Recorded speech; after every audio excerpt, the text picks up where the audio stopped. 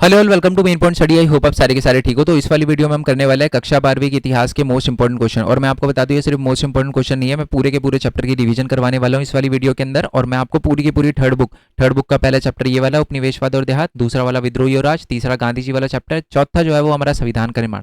सारे के सारे चैप्टर है ना, मैं इसी वाली वीडियो के अंदर कवर करवाने वाला हूँ। ठीक है, बिना टाइम वेस्ट करे शुरू कर देते हैं। ठीक है, एक छोटी सी बात और, ये हमारा मेन पॉइंट टेक का चैनल है, अर्निंग से रिलेटेड है। अगर कोई बच्चा अर्न वगैरह करना चाहता है और मैंने अभी म्यूचुअल फंड की वीडियो वगैरह भी बनाई है तो वो देखना चाहता है तो इसका लिंक आपको नीचे डिस्क्रिप्शन में दे रखा है। बिना टाइम वेस्ट करे शुरू कर देते हैं। अगर मेरी रफ्तार जो है आपको बहुत तेज़ लगे तो सेटिंग से जो है वो स्पीड थोड़ी सी स्लो वगैरह कर लेना, और किसी को अगर कम लगे तो सेटिंग से तेज कर लेना। ठीक है, क्योंकि कम टाइम होता है बच्चों के पास तो बच्चे जो है वो जल्दी जल्दी करते हैं, है ना, तो इस वजह से।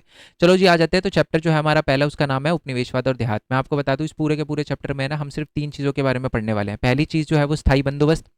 ठीक है, स्थायी बंदोबस्त एक टैक्स का सिस्टम है जो कि ब्रिटिश लेकर आई थी। ये पहली चीज़ है जिसके बारे में हम पढ़ने वाले चैप्टर में।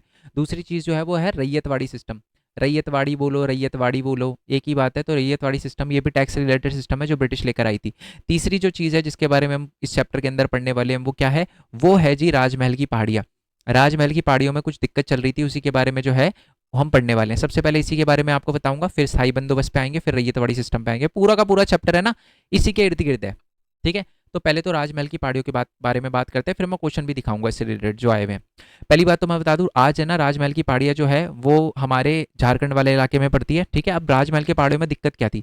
तो राजमहल की जो पहाड़ी वाला इलाका था ना, यहाँ पर जो है ना वो पहाड़ी लोग रहते थे, जंगल के अंदर पहाड़ी लोग रहते थे, जंगल से चीज़ें वगैरह लेते थे, है ना। बट दिक्कत भी क्रिएट करते थे, क्यों? क्योंकि ब्रिटिश को टैक्स नहीं देते थे, तो इसलिए ब्रिटिश इनको पसंद नहीं करती थी। दूसरी बात है, ये क्या करते थे, अफरा तफरी मचा रखी थी। कोई भी जो है अगर पहाड़ी वाले इलाके से गुजरता था तो इनसे लूटपाट वगैरह करते थे, और अगर आपको लूटपाट से बचना है तो आपको पहाड़ी लोगों को जो है वो पैसे वगैरह देने पड़ेंगे। ये सारी की सारी चीज़ें थी। इसीलिए ब्रिटिश इनको पसंद नहीं करते थे। क्यों? क्योंकि पहली बात तो ये एक जगह रहते नहीं थे, आप इनसे टैक्स नहीं ले सकते, टैक्स देते नहीं थे। दूसरी बात है, अफरा तफरी वगैरह भी मचा रखी थी, और यही चीज़ ब्रिटिश को इनके बारे में बहुत ज़्यादा खराब लगती थी। ठीक है, और लड़ो तो ये जंगलों में भाग जाते थे, जहाँ पर जो है ब्रिटिश का वहाँ पर बस नहीं चलता था।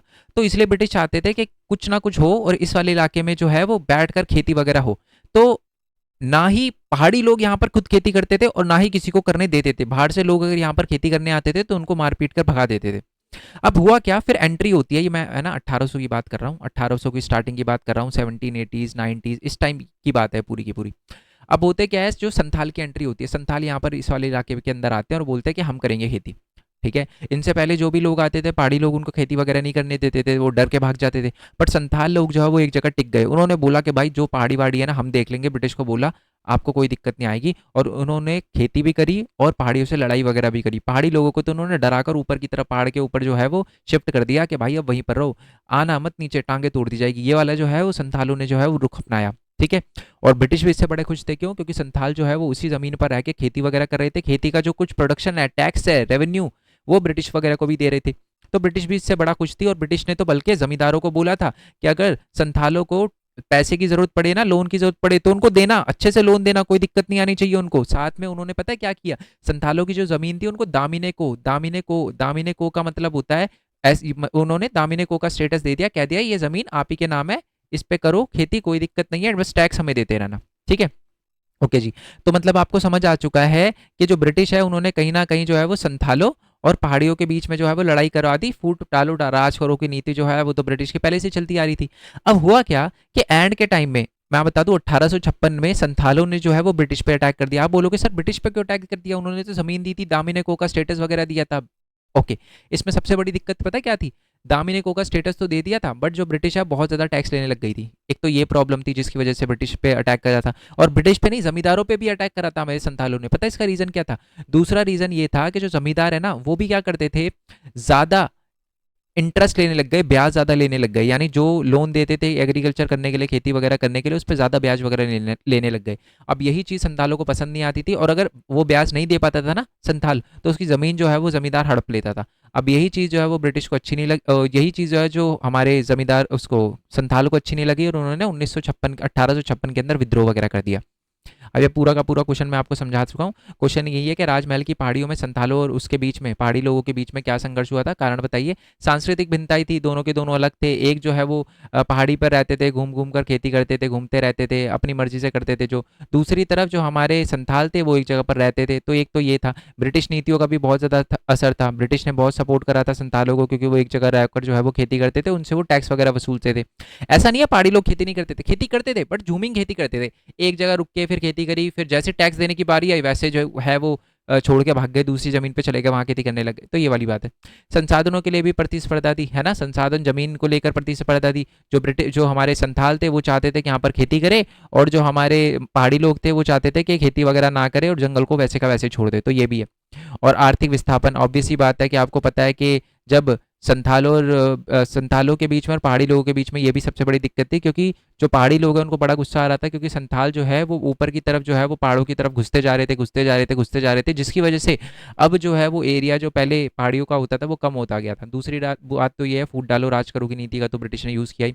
और ये भी मैंने आपको बता दिया, संथाल ने जो है जमींदारों और साहूकारों और साथ में अंग्रेजों के खिलाफ भी जो है वो विद्रोह शुरू कर दिया था। एंड में जाकर ब्रिटिश को समझ आया कि अगर हमें इस प्रॉब्लम को सुलझाना है ना कुछ करना पड़ेगा। और इसी वजह से ब्रिटिश ने क्या किया, मैं आपको बता दूं कि जब ये पूरे जो 1856 का विद्रोह वगैरह हुआ ना, तो ब्रिटिश को समझ आया यार संथालों से लड़ना तो बेवकूफ़ी है, क्योंकि हम पहाड़ियों से नहीं लड़ पाए, संथाल पहाड़ियों से लड़े, यानी ये तो पहाड़ियों से भी ज़्यादा पावरफुल है। तो इसलिए उन्होंने क्या किया, 5005 वर्ग मील का जो एरिया था ना संथाल वाला, और जो मैं आप बता दूं बीरभूम वाला एरिया है, बीरभूम वाला वही वाला एरिया है जो हमारे झारखंड में पड़ता है, वो पूरा का पूरा जो एरिया है 5500 वर्ग किलोमीटर वाला मील वाला एरिया जो है वो संथालों को दे दिया, और कुछ कानून में भी चेंज वगैरह करे ताकि संथालों को शांत किया जा सके। ठीक है जी, ये आपको सिस्टम समझ आ गया ना पूरा का पूरा। चलो जी, अब नेक्स्ट वाली चीज़ पे आ जाते हैं। बीच में मैंने क्वेश्चन छुड़वाया, भी मैं बताऊंगा मैं क्यों छुड़वाया, बट पहले इस पे आ जाते हैं। अब बात करते हैं इस्तेमदारी बंदोबस्त की। अभी इस्तेमदारी बंदोबस्त क्या बात क्या थी कि ना 1770 के अंदर है ना, भारत के अंदर कृषि बिल्कुल भी अच्छी नहीं चल रही थी। अच्छा, मैं इस पीडीएफ का लिंक, सारी की सारी पीडीएफ का लिंक आपको नीचे डिस्क्रिप्शन में दे दूंगा, ठीक है, क्योंकि जो मैं बोल रहा हूँ वही लिखा हुआ है, तो मेरी बात समझ लो। बाकी अगर किसी को लर्न वगैरह करना हो, किस नहीं सर मेरे को तो 8 में से 8 नंबर चाहिए, मेरे को तो अच्छे से लर्न करना है, तो पीडीएफ का लिंक मैंने नीचे डिस्क्रिप्शन में दे रखा है। ओके, 1770 के अंदर ना इंडिया का एग्रीकल्चर का हाल है ना थोड़ा अच्छा चल नहीं रहा था। अब इंडिया के अंदर एग्रीकल्चर को अच्छा करने का, खेती को अच्छा करने का सबसे बढ़िया तरीका था क्या था कि एग्रीकल्चर में इन्वेस्ट करा जाए, पैसे लगाए जाए, है ना। जब आप पैसे लगाओगे तो नहर वगैरह बनवाओगे, सिंचाई वगैरह का माध्यम अच्छा करोगे, तो इससे ऑब्वियस सी बात है कि खेती वगैरह भी बढ़ेगी। बट है ना, जो बड़े बड़े बिजनेसमैन थे ब्रिटेन के, वो इंडिया के अंदर जो है ना, इंडिया के एग्रीकल्चर में, इंडिया के खेतों में, इंडिया के कृषि में इन्वेस्ट नहीं करना चाहते थे, निवेश नहीं करना चाहते थे। रीजन पता क्या था, वो कहते थे कि जी हम भारत के अंदर जो है वो इन्वेस्ट करेंगे तो हमें रिटर्न पता नहीं मिलेगा नहीं मिलेगा, क्योंकि पता है उस समय सिस्टम क्या था कि आप जितने जैसी आपकी ज़मीन है उसी के हिसाब से आपको जो है वो टैक्स देना है। अगर आपने 100 किलो उगाया है तो आप 10% होगा 10 किलो, और अगर आपने 10 किलो उगाया है तो आपका 1 किलो जो है वो आपको ब्रिटिश सरकार को देना पड़ेगा। ये टैक्स वाला सिस्टम था, मतलब जितना प्रोडक्शन होगा उसके हिसाब से आपको टैक्स देना पड़ेगा। तो ये चीज़ जो है ना वो हमारे बिजनेसमैन को अच्छी नहीं लगती थी। वो कहते थे यार फिक्स्ड इनकम तो है ही नहीं, हमको तो फिक्स्ड इनकम चाहिए। तो इसी वजह से जो इसी का समाधान ढूंढते हुए ब्रिटिश सरकार ने क्या किया, उन्होंने कहा जी ठीक है, हम आप है ना भारत के अंदर इन्वेस्ट करो, हम आपके लिए एक सिस्टम लेकर आते हैं। और उस सिस्टम का नाम उन्होंने रखा क्या, स्थायी बंदोबस्त। ठीक है, स्थायी बंदोबस्त जो था वो 1793 में आया था, लॉर्ड कॉर्नवालिस लेकर आया था। और ये ज़्यादातर वो कहाँ पर लेकर आया था, बिहार बंगाल वाले एरिया में, बंगाल बिहार वाला उड़ीसा वाला ये पूरा एरिया जो है उसी के अंदर पड़ता था, है ना। इस सिस्टम के अंदर क्या था मैं आपको बता, पहली बात तो क्यों लेकर आए थे, ये पूरा का पूरा जो आंसर है वो दे रखा है क्यों लेकर आए थे। ये जो मैंने अभी बात बोली ना कि जो बड़े बड़े बिजनेसमैन है वो इन्वेस्ट नहीं करना चाहते थे ये। और दूसरी बात है राजस्व टैक्स को फिक्स करने के लिए, है ना, ऑब्वियसली बात है, ताकि रिटर्न जो है जो ब्रिटिश ये सिस्टम, अभी ये सिस्टम बताऊंगा मैं आपको क्या है, बट इस सिस्टम की वजह से ना जो भी ब्रिटिश को पैसे मिलेंगे वो फिक्स करने की सोच रही थी ब्रिटिश। अभी क्या था पूरा का पूरा सिस्टम सुन लो, ठीक है। अब देखो, या मैं कहाँ समझाऊँ, खाली चलो यहीं पर समझा देता हूँ। बेसिकली पता है ब्रिटिश ने क्या किया, ब्रिटिश ने सोचा कि जी हम क्या करेंगे, बड़े बड़े बिजनेसमैन अगर भारत में इन्वेस्ट करना चाहते हैं ना, तो वो कह रहा है कि जी हमें फिक्स इनकम चाहिए। और फिक्स इनकम कब आएगी, जब टैक्स को फिक्स कर दिया जाएगा, ठीक है। तो ब्रिटिश सरकार ने बोला कि जी हम एक सिस्टम लेकर आ रहे हैं जिसका नाम होगा स्थायी बंदोबस्त, और इसमें क्या करेंगे, हम टैक्स फिक्स कर देंगे, ठीक है। ज़मीन जो होगी किसी किसान की, उस ज़मीन से टैक्स वगैरह लिया जाएगा, और जो टैक्स होगा वो फिक्स होगा, कभी चेंज नहीं होगा, ठीक है। मतलब अगर तुम्हारी खेती अच्छी होती है तब भी तुम्हें उतना ही टैक्स देना है, खराब होती है तब भी तुम्हें उतना टैक्स देना है। इससे जो है वो ब्रिटिश के बिजनेसमैन को तसल्ली थी कि हाँ भाई, चाहे खराब हो, चाहे अच्छी हो, चाहे बहुत अच्छी हो, चाहे बहुत खराब हो, हमें जो रिटर्न है वो फिक्स मिलेगा। ओके, और ये टैक्स कलेक्ट करने का काम पता है किसको दिया था, जमींदार को।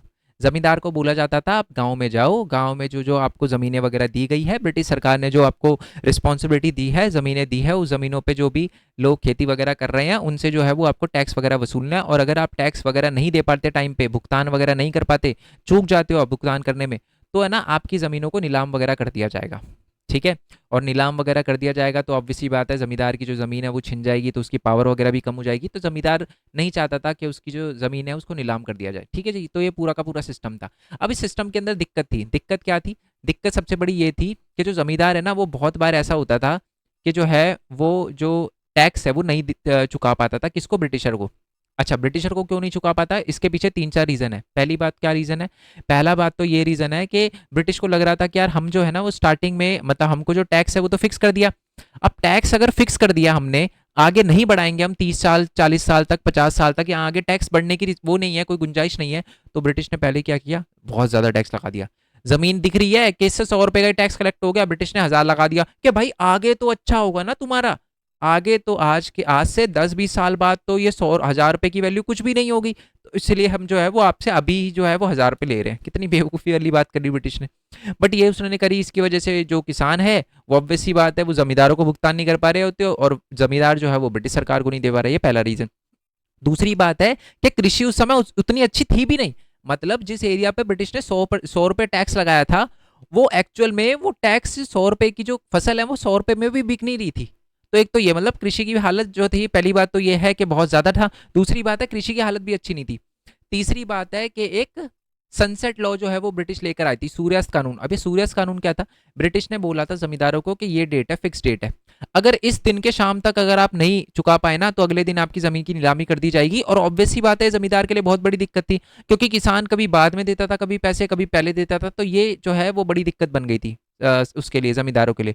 और चौथी प्रॉब्लम तो ये थी कि स्थायी बंदोबस्त के अंदर जो जमींदार है उसको शक्ति वगैरह इतनी दी नहीं थी। मतलब ये है कि वो उसको क्या जो हमारे किसान हैं उनको मार पीट नहीं सकता था, है ना, उन पे कुछ रौब नहीं वो जता सकता था। वो बस जाके उनसे टैक्स वगैरह कलेक्ट कर सकता था, अगर अगर वो टैक्स देने से मना करते तो उन पर सिर्फ केस दायर कर सकता था। तो ऑब्वियस सी बात है कि केस दायर कर सकता था, तो इसका कोई वो नहीं है, क्योंकि बता देते 30,000 से अधिक मामले जो है वो जमींदारों ने दर्ज करवाए थे, बट उसका कुछ हुआ नहीं था, है ना। सिर्फ कितने 73 में आया था, यानी 6 साल के अंदर 30,000 से ज्यादा मामले जो है वो जमींदार ने करे थे। वो मारपीट कुछ भी नहीं कर सकता था। तो ये एक बहुत बड़ी दिक्कत थी जिसकी वजह से जमींदार जो है वो टैक्स नहीं चुका पाता था। ठीक है, तो यानी इस्तेमदारी बंदोबस्त जो है उसके अंदर दिक्कतें वगैरह थी। ठीक है, क्या क्या दिक्कतें थी? जमींदार को भी दिक्कत आ रही थी, उसकी नीलामी हो रही थी। ठीक है, और किसानों को भी शोषण हो रहा था, आपने देखा। और तीसरी बात है कि कृषि का भी ठहराव हो गया। इसका मतलब है पहले क्या होता था, किसान अगर 100 रुपए कमाता था, ठीक है, और 10 रुपए का टैक्स देता था ब्रिटिश को, तो 90 रुपए अपने खेतों में लगाता था, खेतों को अच्छा करने के लिए। बट वो भी नहीं लगा पा रहा, क्योंकि ब्रिटिश ने पहले इतना सारा टैक्स रखा है कि सारा का सारा टैक्स में जा रहा है। तो इस वजह से क्या हो गया कि जो हमारे वो थे ना हमारे जमींदार, उनकी जमीन की नीलामी वगैरह होने लगी। और नीलामी से रोकने के लिए उन्होंने पता क्या बहुत बढ़िया टेक्निक लगाई। पहली बात तो उन्होंने क्या करा, काल्पनिक बिक्री वगैरह करवा दी। काल्पनिक बिक्री का मतलब क्या है कि जैसे आपकी जमीन की नीलामी हो रही है, तो आप अपने ही बंदे बैठा दो, ताकि घूम फिर के जमीन जो है वो आपकी फैमिली के बंदों के पास ही जाए। पहली चीज तो उन्होंने ये करी। दूसरी बात यह है कि उन्होंने अपने परिवार के सदस्यों के नाम पे कर दी, खासकर फीमेल के नाम पे कर दी, अपनी माता के नाम पे, अपनी वाइफ के नाम पे कर दी। क्यों? क्योंकि ब्रिटिश ने बोला था कि जी हम है ना फीमेल की कोई भी जमीन जो है वो जब्त नहीं करेंगे।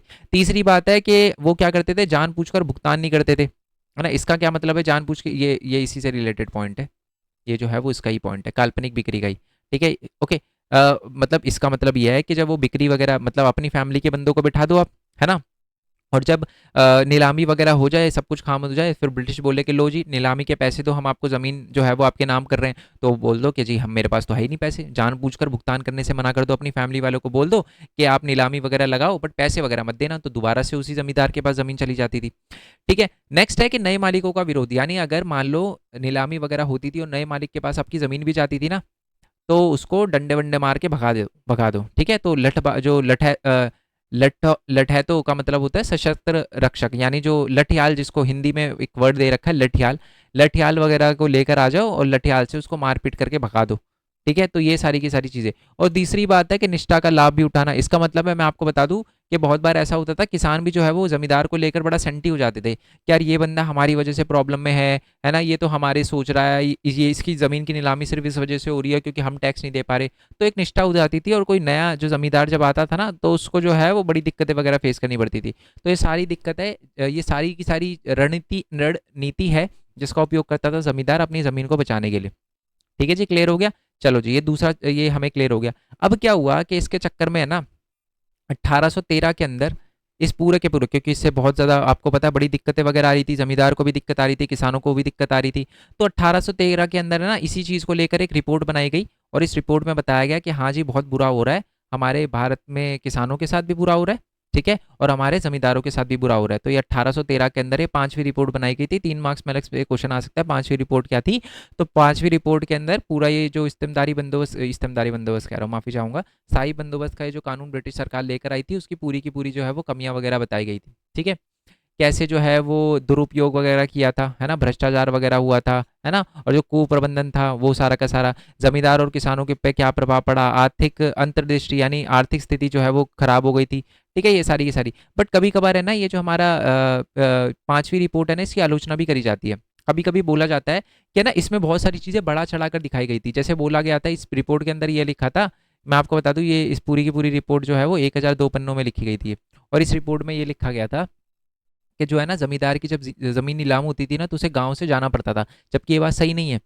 अच्छा, फिर सर ये क्यों लिखा था? माना जाता है कि ये इसलिए लिखा गया था क्योंकि जो दूसरी ब्रिटिश जो ब्रिटेन में बैठे हुए तो जो बाकी कंपनियां थी ना, ईस्ट इंडिया कंपनी भारत के अंदर थी, बट जो बाकी कंपनियां थी उनको लग रहा था भाई ईस्ट इंडिया कंपनी व्यापार कर रही है, तो जानबूझ के उन्होंने ये सारी की सारी चीज़ें रिपोर्ट के अंदर लिखवाई, ताकि ईस्ट इंडिया कंपनी की जो ताकत है वो जो है वो भारत के अंदर कम हो, और इंडिया के अंदर जो है वो बाकी कंपनियां भी जो है वो जो है वो व्यापार वगैरह कर सके। तो ये बात थी। ठीक है जी, क्लियर हो गया, कोई दिक्कत नहीं है इस पूरे के पूरे आंसर में। अब आ जाओ नेक्स्ट वाले सिस्टम में, आपको समझाता हूँ।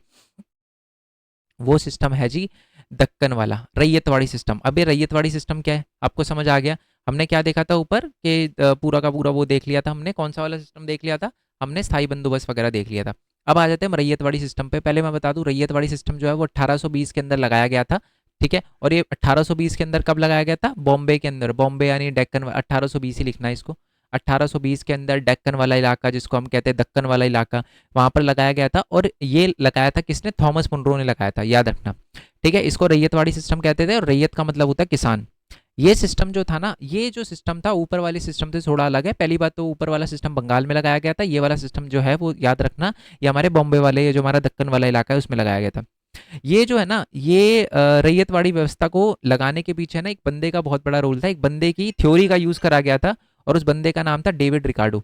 डेविड रिकार्डो ने ना एक सिद्धांत दिया था, उसी सिद्धांत के ऊपर है ना थॉमस मुनरो जो है वो रैयतवाड़ी व्यवस्था लेकर आया था। पर इस रैयतवाड़ी व्यवस्था में क्या बोला गया था वो मैं आपको बताने वाला हूँ। ठीक है, देखो, इसमें ना पता क्या बोला गया था? इसमें बोला गया था कि जी स्थायी बंदोबस्त तो बड़ा खराब था, ये बोले गई इसमें बात, और है ना हम एक नया सिस्टम लेकर आएंगे जो उससे बढ़िया होगा। अब वो सिस्टम का नाम उन्होंने रखा रैयतवाड़ी सिस्टम। अब रैयतवाड़ी सिस्टम में क्या बात बोली गई? पहली बात तो बोली गई, कहा कि जी जमींदार जो है ना वो खराब है, जमींदार को तो हटा दो, हम डायरेक्टली जो है ब्रिटिश सरकार डायरेक्टली किसानों से डील करेगी, यानी किसानों से टैक्स लेगी, ये बात बोली गई। और है ना जो टैक्स लिया जाएगा ना, वो जो है वो 30 साल तक, क्योंकि उस वाले शाही बंदोबस्त में तो बोला हमेशा के लिए सेम रहेगा, बट इसमें बोला 30 साल तक जो है वो टैक्स जो है वो सेम रहेगा, उसके बाद चेंज हो जाएगा और लैंड का सर्वे किया जाएगा। कोई जमीन ज्यादा अच्छी है तो उस पर जो है वो ज्यादा टैक्स लिया जाएगा, कम अच्छी है तो उस पर कम टैक्स लिया जाएगा। तो दिखने में तो कितना बढ़िया लग रहा है सिस्टम, बट इसमें भी दिक्कत थी। इसमें दिक्कत क्या थी कि ब्रिटिश सरकार ने सोचा कि 30 साल तक तो टैक्स सेम रहेगा, तो उन्होंने भी वही गलती कर दी तो स्थायी बंदोबस्त वालों ने करी थी। क्या उन्होंने सोचा कि यार 30 सालों तक सेम रहेगा, तो 100 रुपए का टैक्स बनता था तो 1000 रुपए, यानी अच्छी जमीन थी ठीक है उस पर 100 रुपए का टैक्स बनना चाहिए था, बट उन्होंने 1000 लगा दिया कि भैया 30 साल तक तो सेम ही रहेगा। खराब जमीन थी उस पर मान लो 10 रुपए लगना चाहिए था, तो 20 रुपए लगा दिया। तो ये दिक्कत तो जो थी इस वाले सिस्टम के अंदर भी थी, जानबूझ के ज्यादा टैक्स लगाया गया था। दूसरी सबसे बड़ी दिक्कत थी कि जो हमारे, अब देखो जमींदार होता था तो उतना ही लेता था जितना ब्रिटिश सरकार ने बोला है, बट ये जो ब्रिटिश के ऑफिसर थे ना वो किसानों के पास जाके जानबूझ के है ना अपना थोड़ा सा वो दबदबा दिखाने के लिए वो क्या करते थे, 100 रुपए का टैक्स है, ब्रिटिश ने 1000 रुपए का टैक्स लगा रखा पहले, अब उस पर भी वो 1100 रुपए ले रहे हैं अपने जो सुपीरियर है उनको खुश करने के लिए कि देखो जी आपने तो बोला था 1000 रुपए कलेक्ट करके लाओ, मैं तो 1100 रुपए कलेक्ट करके लाया हूँ। तो इसके चक्कर में किसानों पे बहुत ज़्यादा प्रभाव पड़ रहा था। इस वजह से बहुत सारे किसानों ने तो अपना घर भी त्याग दिया, गांव छोड़ दिया कि भैया हम तो यहाँ पर नहीं रहने वाले, टैक्स बहुत ज़्यादा है। और ऊपर से फिर एक और दिक्कत आ गई सर। दिक्कत क्या आई कि 1830 और 40 के दशक में है ना, ये वही लिखा है परिणाम क्या हुआ। पहली बात तो यह है कि ऑब्वियस सी बात है, वो मिट्टी वगैरह खराब थी, बॉम्बे के दक्कन वाले इलाकों के अंदर जो है वो राजस्व वगैरह लगाया गया था, वो बहुत अधिक था, लोग जो है वो घर वगैरह छोड़कर जाने लग गए, है ना। और जो है वो भुगतान वगैरह भी जो है वो कलेक्टर वगैरह ज्यादा वगैरह लेते थे, ये भी मैं आपको बता चुका हूँ। तो बहुत ज्यादा दिक्कतें वगैरह फेस करनी पड़ रही थी और बहुत कड़े तरीके से। देखो ऊपर वाले स्थायी बंदोबस्त में क्या था कि जो जमींदार आता था और अगर वो जमींदार को देने से मना करते थे तो जमींदार सिर्फ केस दायर करता था। बट इस वाले सिस्टम में पता है क्या था, इस वाले सिस्टम के अंदर था ब्रिटिश सरकार लेकर जाती थी फौज और एक कान पे लगाती थी जो टैक्स नहीं देता, मतलब बहुत गलत तरीका यूज करती थी। अब ये तो ट्रेलर था, दिक्कतें और बड़ी। 1832 के अंदर, 1834 1832 के अंदर क्या हुआ, काल पड़ गया। तो मतलब किसानों की तो मटिया पे लीत हो गई एक तरह से। मतलब पहले इतनी सारी दिक्कत, रैयत वाले जो है वो सिस्टम चल रहा था हमारे दक्कन वाले इलाके में, ऊपर से जानवर वगैरह भी मरने लग गई, जनसंख्या वगैरह भी बहुत बड़े लेवल पे मरने लग गई। जो टैक्स का सिस्टम है वो तो वैसे का वैसा ही रहा, टैक्स तो उतना ही देना था। तो मतलब बहुत दिक्कतें जो है वो किसानों पर आने लग गई। और उसके बाद है ना, मतलब बद से बदतर जो है वो हालत होने लग गई किसानों की। तो ये था रैयतवाड़ी सिस्टम पूरा का पूरा, ठीक है। अब इस रैयतवाड़ी सिस्टम के बाद है ना 1860 के टाइम में, रैयत मैं दक्कन वाला इलाका बता रहा हूँ, 1860 के अंदर है ना थोड़ी उम्मीद की किरण नजर आई। क्योंकि 1861 के अंदर है ना अमेरिका में गृह युद्ध हो गया। आप बोलोगे सर अमेरिका में गृह युद्ध हो गया तो ये अच्छी बात थोड़ी ना है, मतलब क्या है इससे हमारा क्या लेना देना। तो मैं आपको बता दूं, जो हमारे दक्कन वाले इलाके में जब वो लगाया गया था ना, क्या दक्कन वाले इलाके में मैं आपको बता दूं कपास बहुत ज्यादा उगाया जाता था। आपको पता है दक्कन वाले इलाके में जो है वो ब्लैक सॉइल है, काली मृदा, और काली मृदा पे कपास बहुत अच्छा उगता है। आई होप आपको ये बात पता हो, क्लास 10th में पढ़ी होगी आपने, है ना। तो हुआ क्या था, क्या ना, अब वैसे ही रैयतवाड़ी सिस्टम में तो बहुत बुरा हाल था किसानों का। तो 1861 के अंदर है ना, मैं आपको बता दूं गृह युद्ध हो गया अमेरिका में। तो सर इससे क्या लेना देना, अरे अमेरिका में जब गृह युद्ध हुआ ना तो अमेरिका से ही सारा का सारा कपास जो है वो जाता था ब्रिटेन में। बट अब जो है वो अमेरिका कपास भेज नहीं पा रहा था, तो इसी का फायदा इंडिया को मिला। इंडिया के जो बड़े बड़े, जो इंडिया के अंदर जो मर्चेंट थे ना, व्यापारी थे, वो सारे के सारे जो भी व्यापारी थे वो गए, जो निर्यात व्यापारी थे वो गए गाँव में। गांव में साहूकारों से बोला कि ये लो जी, जितना पैसा है हमारे पास वो आपको दे रहे हैं।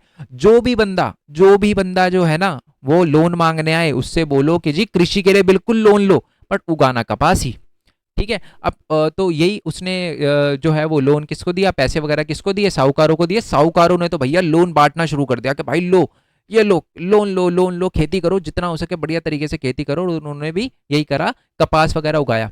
मतलब आप कह सकते हो 1961 के अंदर जो है वो 400 पाउंड जो है वो प्रत्येक गांठे हुआ करती थी। मतलब और मतलब एक तरह से ब्रिटेन ये बता रखा है 61 के अंदर इतने सारा कॉटन जो है वो अमेरिका से आता था, जो कि सिर्फ 55,000 रह गया। मतलब आप कह सकते हो 20 लाख से 55,000 किलो रह गया। किलो नहीं है वैसे तो, पाउंड है, बट ठीक है उसे हटा दो।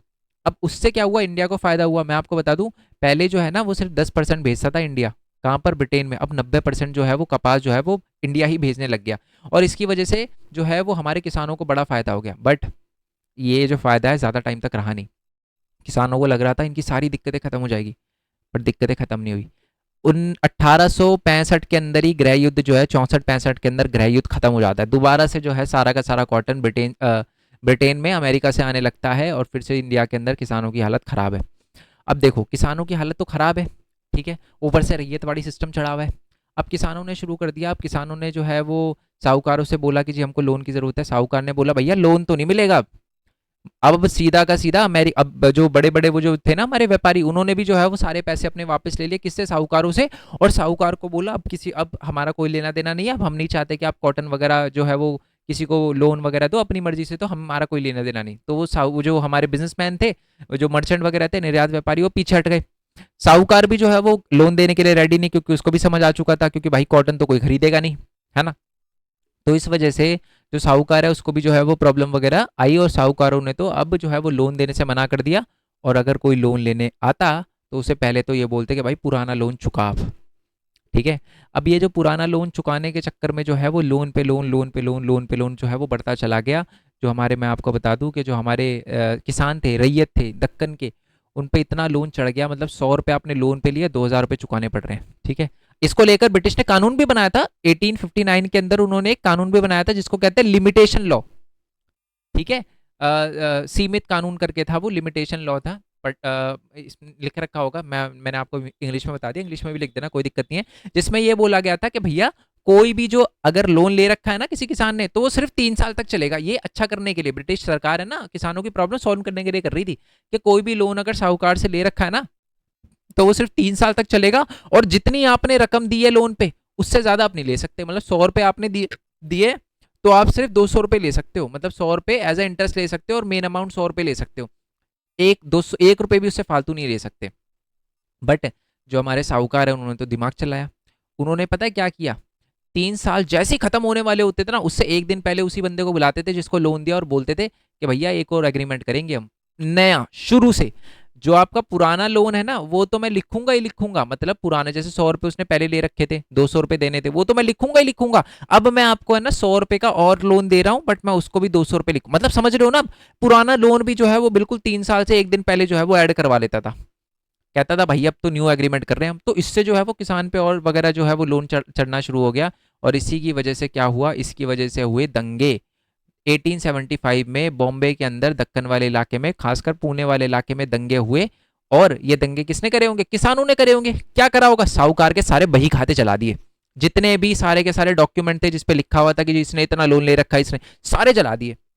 ठीक है। और इसके बाद एक दक्कन दंगा आयोग भी बना 1875 के अंदर। ठीक है। उसी के बाद जो है वो एक दक्कन दंगा आयोग बना, जिसमें ये देखने के लिए बनाया गया था कि जो है ये दंगा वगैरह क्यों हुआ। इस दंगे में 2-3 बातें हमें समझ आई। 2-3 बातें क्या समझ आई, पहली बात तो इसका सीमित दृष्टि, अच्छा ऊपर आ जाते हैं। सबसे मेन तो हमें ये देखने के लिए मिली कि दंगे का कारण क्या था, आपको पता ही है। वो पूरा का पूरा लिमिटेशन लॉ लगाने के बाद भी जो है वो ज्यादा वगैरह टैक्स वगैरह ले रहे, ज्यादा जो है वो लोन वगैरह जो है वो इंटरेस्ट वगैरह ब्याज वगैरह ले रहे थे वो। और किसानों की तो दुर्गति वगैरह कर रखी थी। ठीक है। और खासकर है ना इस पूरे के पूरे दंगे में जो है वो जो निशाना है वो साहूकारों को बनाया गया था। ठीक है। और वो कपास की बातें वगैरह भी लिखी थी कि गृह युद्ध के टाइम में तो सिचुएशन अच्छी थी, बट उसके बाद बद से बदतर हो गई। ठीक है। बट है ना इस पूरी की पूरी रिपोर्ट की भी आलोचना करी जाती है, क्योंकि इसका सीमित दृष्टिकोण था। ये है ना गलती सिर्फ और सिर्फ जो है वो साहूकारियों की बता रहे थे, जबकि ब्रिटिश की भी थी। इतना टैक्स लगाना ही नहीं चाहिए था कि वो दे ना पाए और बार बार उसे हाथ फैलाना पड़े साहूकार, बट ऐसा माना नहीं। दूसरी बात है पश्चाताप। आलोचक का यह भी तर्क है कि आयोग का निष्कर्ष जो है वो औपनिवेशिक हितों को से प्रभावित था। मतलब दंगे के लिए सिर्फ और सिर्फ जो है वो मतलब ढूंढने की जगह कि क्या था क्या नहीं था, वो सिर्फ अलग थलग घटनाओं के रूप में प्रस्तुत किया उन्होंने। मतलब जो है जो मेन चीज है जिसकी वजह से दंगे हुए वो नहीं बताई कि जी ब्रिटिश जो है उसने रैयतवाड़ी सिस्टम लगा रखा था उसकी वजह से दिक्कत नहीं। सिर्फ साहूकारों पे सारी की सारी चीजें डाल दी। और लास्ट है कार्रवाई। कार्रवाई तो कुछ हुई नहीं इसके बाद, सिर्फ रिपोर्ट बना दी। तो ये जो थी वो हमारी 1875 में दक्कन दंगा आयोग की रिपोर्ट बनाई गई थी, उसकी आलोचना है। Yes sir no. छोटा सा क्वेश्चन और आ जाता है, मैं टाइम देख लेता हूँ। मैं कोशिश करूंगा कि हर चैप्टर जो है वो 15-15 20-20 मिनट में खत्म करवा दूँ। एक हमारा बुचानान भी था। बुचानान कौन था, बस ये याद रखना। ये जो है वो ब्रिटिश ऑफिसर था, ईस्ट इंडिया कंपनी का। एक बंगाल के और राजमहल की पहाड़ियों में है ना, और बिहार वाले एरिया वगैरह में गया था। जीव जंतुओं वगैरह कृषि वगैरह को देखता था और दस्तावेज वगैरह बनाता था, और ब्रिटिश की चीज़ों से ही सारी की सारी चीज़ें ये देखता था। बट है ना जब हम बुचानान के द्वारा बनाए गए जो भी दस्तावेज वगैरह पढ़ते हैं ना, तो हमें कुछ बातों का ध्यान रखना चाहिए। क्या, पहली बात तो ये ईस्ट इंडिया कंपनी का एजेंडा चला रहा था। दूसरी बात है जब वो वहां पर जाता था उसको भाषा से तो समझ आती नहीं थी, तो भाषा के अंतर से भी कुछ चीज़ें जो है वो गलत व्याख्या कर देता था। तीसरी बात है औपनिवेशिक पूर्वाग्रह। इसका मतलब है भारत को भी मैं आपको बता दूं गलत दृष्टि से देखता था। गलत दृष्टि से मतलब ये समझता था कि ये तो खराब ही लोग हैं, मतलब वही ब्रिटिश का वो एक थोड़ा सुपीरियर वाला वो दिखाता था वो। दूसरी बात है सीमित प्रतिनिधित्व था। इसका मतलब ये है कि वो पता क्या करता है, एक छोटे से इलाके पे जाता था और पूरे के पूरे भारत को उसी इलाके से जो है वो देखने की कोशिश करता था। इसे पूरे भारत पर लागू नहीं किया जा सकता था। मतलब एक जगह से रहकर वो बोलता था कि पूरे भारत में ऐसा ही है, जबकि ऐसा नहीं था, है ना। और दूसरी बात है स्थानीय आवाज़ों की कमी। स्थानीय लोगों का तो विवरण भी बहुत वगैरह कम वगैरह किया गया है इसके उसमें। ठीक है। और ऊपर से बात है स्थानिक ऐतिहासिक संदर्भ। अपनी सीमाओं को समझने के लिए 19वीं सदी में औपनिवेशिक संदर्भ का विचार करें।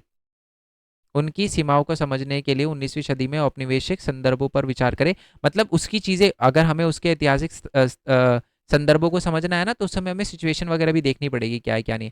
तो मतलब बेसिकली हम डायरेक्टली जो है वो बुचानान जो था वो जो अलग अलग घूम के जो है वो सारे डेटा वगैरह कलेक्ट करता था, सारी बातें वगैरह रिकॉर्ड करता था, उसकी बातों का डायरेक्टली यूज़ नहीं कर सकते, उसकी बात पे पूरी तरह विश्वास नहीं कर सकते। ठीक है। नेक्स्ट वाले चैप्टर पे आ जाते हैं विद्रोही और राज। तो ये विद्रोह की बात हो रही है, कौन से विद्रोह की बात हो रही है, 1857 के विद्रोह की बात हो रही है। तो 1857 का विद्रोह जो है वो कहाँ से शुरू हुआ था, वो हुआ था हमारे मेरठ से शुरू हुआ था, मेरठ की छावनी से शुरू हुआ था। और कब शुरू हुआ था, 1857 में, जैसे मैंने आपको बताया 10 मई में शुरू हुआ था। ठीक है। 10 मई में जो है वो हमारे इस वाले इलाके के अंदर, मेरठ के अंदर जो है वो हमारे जितने भी ऑफिसर थे वो विद्रोह वगैरह कर देते हैं, और इसके विद्रोह करने का कारण मैं आपको बताऊंगा। बट ये विद्रोह वगैरह करने के बाद 2 दिन बाद वो किसके पास जाते हैं, हमारे बादशाह बहादुर शाह जफर के पास जाते हैं, जो दिल्ली में रहते हैं। रमज़ान का ही महीना था, इस यही वाला टाइम वगैरह चल रहा था। और वो जाते हैं और वो बोलते हैं कि जी आप हमारा साथ दो, इस पूरे के पूरे विद्रोह के लीडर वगैरह बनो आप। तो जो हमारे जो बहादुर शाह जफर थे, उन्होंने कहा चलो ठीक है, क्योंकि वो इतने सारे लोग थे, वो ऑब्वियस ही बात है, डर गए थे। उन्होंने कहा यार अगर मैंने मना कर दिया तो मेरे को यहीं ठोक देंगे। तो इसी वजह से उन्होंने हाँ बोल दिया, और उसके बाद जो है आंदोलन के नेतृत्व वगैरह किया उन्होंने। और मैं आपको बता दूं, इसके अंदर पूरे आंदोलन में जो है वो हर चीज़ का ध्यान रखा जाता था। हिंदू की भावना, मुस्लिम की भावना, अलग अलग भाषाओं में जो है वो आता है क्वेश्चन कि अलग अलग लोगों को एकजुट करने के लिए जो है वो इस विद्रोह में क्या क्या चीज़ें यूज़ करी गई, हर धर्म का ध्यान रखा गया। ऐसी चीज़ों का उपयोग करा गया जिसमें हिंदू और मुस्लिम दोनों की दोनों बातें ध्यान रही। हिंदी में, फारसी में, उर्दू के अंदर अलग अलग भाषाओं में जो है वो स्लोगन वगैरह दिए जाते थे। तो ये सारी की सारी चीज़ें करी गई थी। ओके। अब क्वेश्चन ये है कि विद्रोह शुरू क्यों होता है। इस विद्रोह के शुरू होने के पीछे सबसे मेन कारण ये था कि हुआ क्या था कि ना एक अफवाह फैल गई थी कि ना ब्रिटिश का एक ऑफिसर जिसका नाम है हार्डिंग, क्या नाम है बताया मैंने, हार्डिंग, 1 नंबर में एमसीक्यू आ सकता है, हार्डिंग नाम है। हार्डिंग ने क्या किया था, माना जाता है कि ब्रिटिश ऑफिसर था, और इसने क्या किया था, कारतूस के अंदर है ना सुअर की और गाय की चर्बी वगैरह मिलाई थी, और कारतूस को मुंह से छीलना पड़ता है, तो इसकी वजह से जो है ये अफवाह जो है वो फैल गई। सच थी गलत थी इस पे अपन नहीं जाएंगे, बोला जाता है कि बिल्कुल प्रॉपर ये बात एकदम सच थी कि उन्होंने ऐसा किया था, और इसी की वजह से जो है वो पूरे के पूरे, क्योंकि धर्म की बात आ गई थी है ना, मुस्लिम भी किलप गए थे, हिंदू भी किलप गए थे कि भाई ये तो हमारे साथ गलत हो रहा है। तो इसी की वजह से उन्होंने क्या किया, ब्रिटिश के खिलाफ जो है वो विद्रोह वगैरह कर दिया। यस और नो क्लियर है, कोई दिक्कत नहीं है ना इसके अंदर। चलो जी, तो क्वेश्चन देखो यही लिखा हुआ है कि अलग अलग लोगों ने, अब है ना धीरे धीरे सैनिक से विद्रोह शुरू हुआ था, बट और भी बाकी सारे के सारे लोगों ने जो है इस पूरे के पूरे विद्रोह को ज्वाइन कर लिया था, जैसे किसानों ने, भूस्वामी ने, आदिवासियों ने, शासकों ने, है ना, धार्मिक लोगों ने, इन सबों ने जो है इस पूरे के पूरे आंदोलन में पार्टिसिपेट करा था। क्यों करा था, उसी से रिलेटेड क्वेश्चन आता है सीधा 8 नंबर का। देखो सबसे पहले तो सैनिक ने क्या किया, वही धार्मिक सम्मान के लिए और आर्थिक सहायता, आर्थिक राहत के लिए वो चाहते थे उनकी, वो तो एक तो वो कारतूस वाला था जो मैंने आपको बता दिया, और दूसरी बात थी वो चाहते थे कि उनकी कंडीशन वगैरह इंप्रूव हो, सैलरी वगैरह अच्छी दी जाए। राजा और नवाब ने इसलिए किया क्योंकि राजा और नवाब ने देखा कि उनकी ज़मीनें जो है वो छीनी जा रही है ना, उनका जो एरिया है वो छीना जा रहा है, उन पे सहायक संधि लगाई जा रही है। अभी मैं सहायक संधि, शायद गठबंधन या सहायक संधि अभी बताऊंगा। सहायक संधि क्या होती है, पहला क्वेश्चन यही था, सहायक संधि वाला था।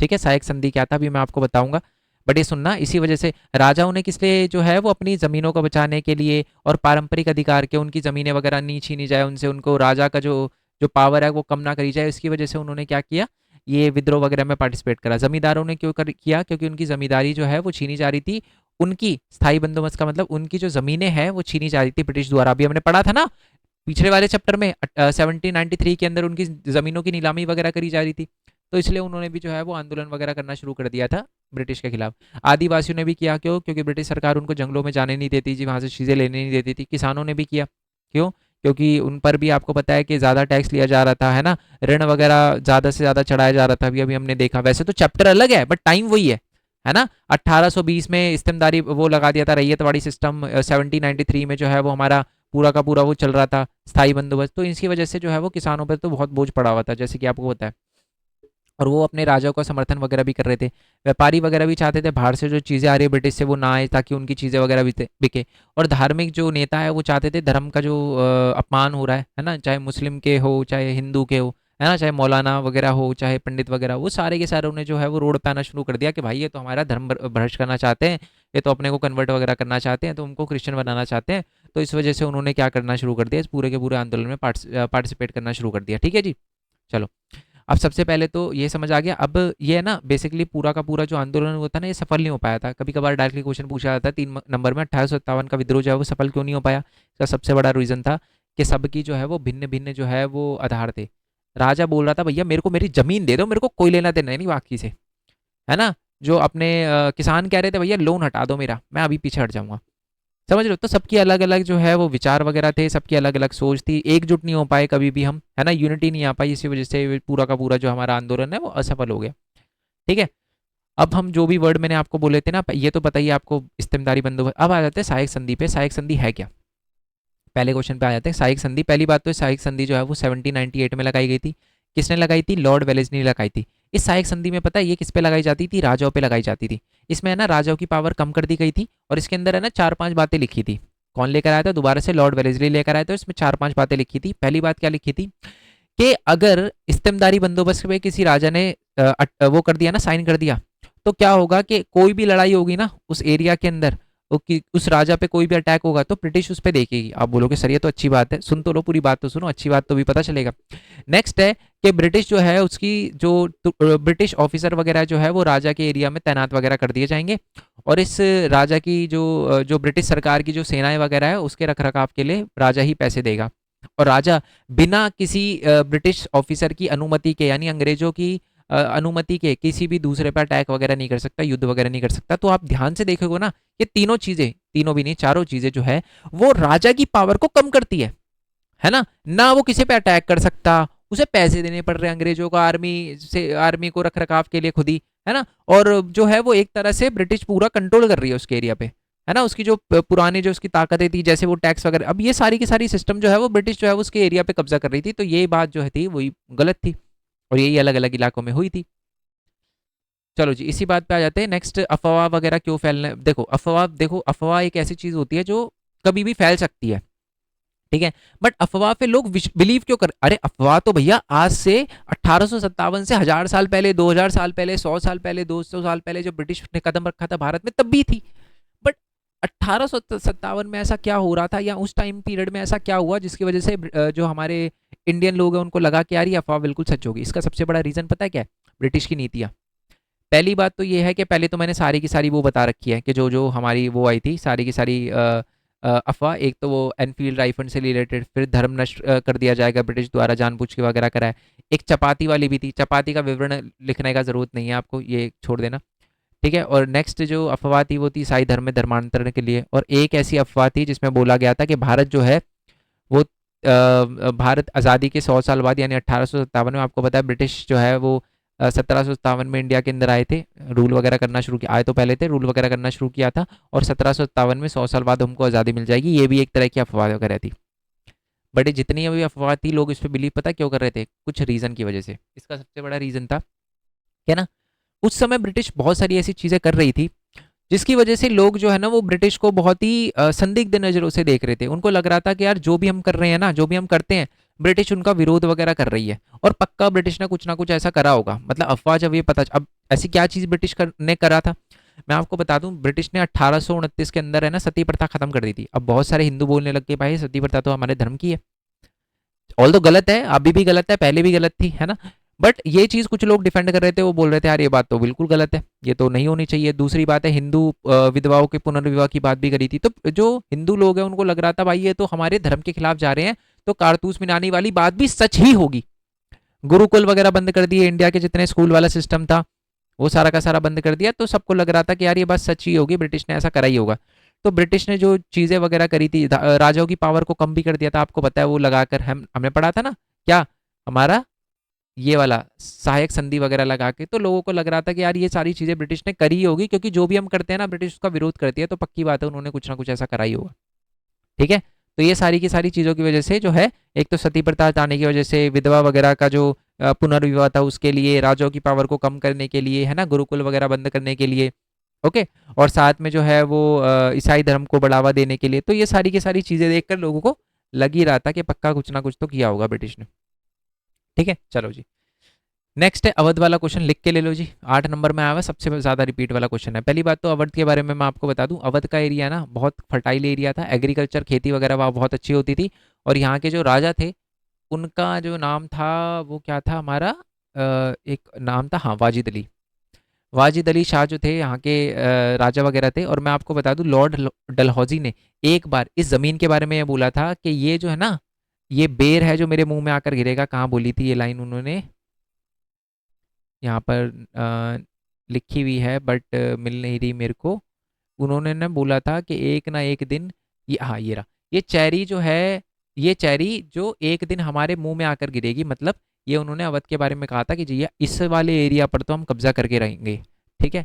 ये बोला था लॉर्ड डलहौजी ने, ये बोला था उन्होंने कब, 1851 में। अब होता क्या, बेसिकली 1857 में क्या किया कि ना जो हमारे ब्रिटिश सरकार थी उन्होंने क्या किया, अवध के राजा को जो है वो उसकी पोस्ट से हटा दिया, उसके एरिया पे कब्जा वगैरह कर लिया। बट उसको लग रहा था कि जो लोग हैं ना वो सपोर्ट करेंगे, क्योंकि वाजिद अली इतना भी अच्छा नेता नहीं था। मतलब लोग जो टैक्स वगैरह जो है उसने बहुत सारी वो चीज़ें कर रखी थी, तो उसे लग रहा था, ब्रिटिश सरकार को लग रहा था कि इसको कोई सपोर्ट नहीं करता। बट एक्चुअल में जब ये यहाँ से जा रहा था ना, तो बहुत सारे लोगों ने जो है वो इसका सपोर्ट वगैरह करना शुरू कर दिया था।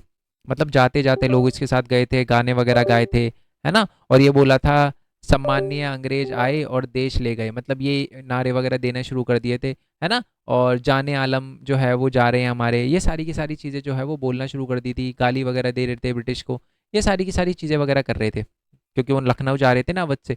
तो ये सारी की सारी, तो इससे पता चलता है कि अवध के राजा को बहुत ही मिसअंडरस्टैंड कर लिया था ब्रिटिश ने।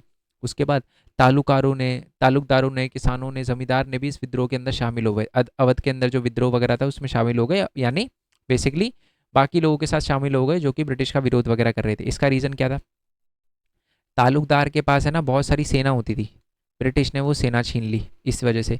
किसानों पे टैक्स वगैरह ब्रिटिश ने ज़्यादा लगा दिए थे। मैं आपको बता दूं कि ब्रिटिश ने जो है वो किसानों के अच्छे करने के लिए उन्हें लगा यार किसानों का अच्छा होगा, है ना, कि ये तालुकदार का और ज़मींदार वाला सिस्टम हम हटा देंगे और जो है वो किसानों से डायरेक्ट टैक्स लेंगे। बट एक्चुअल में ये बैकफायर कर गया। क्यों?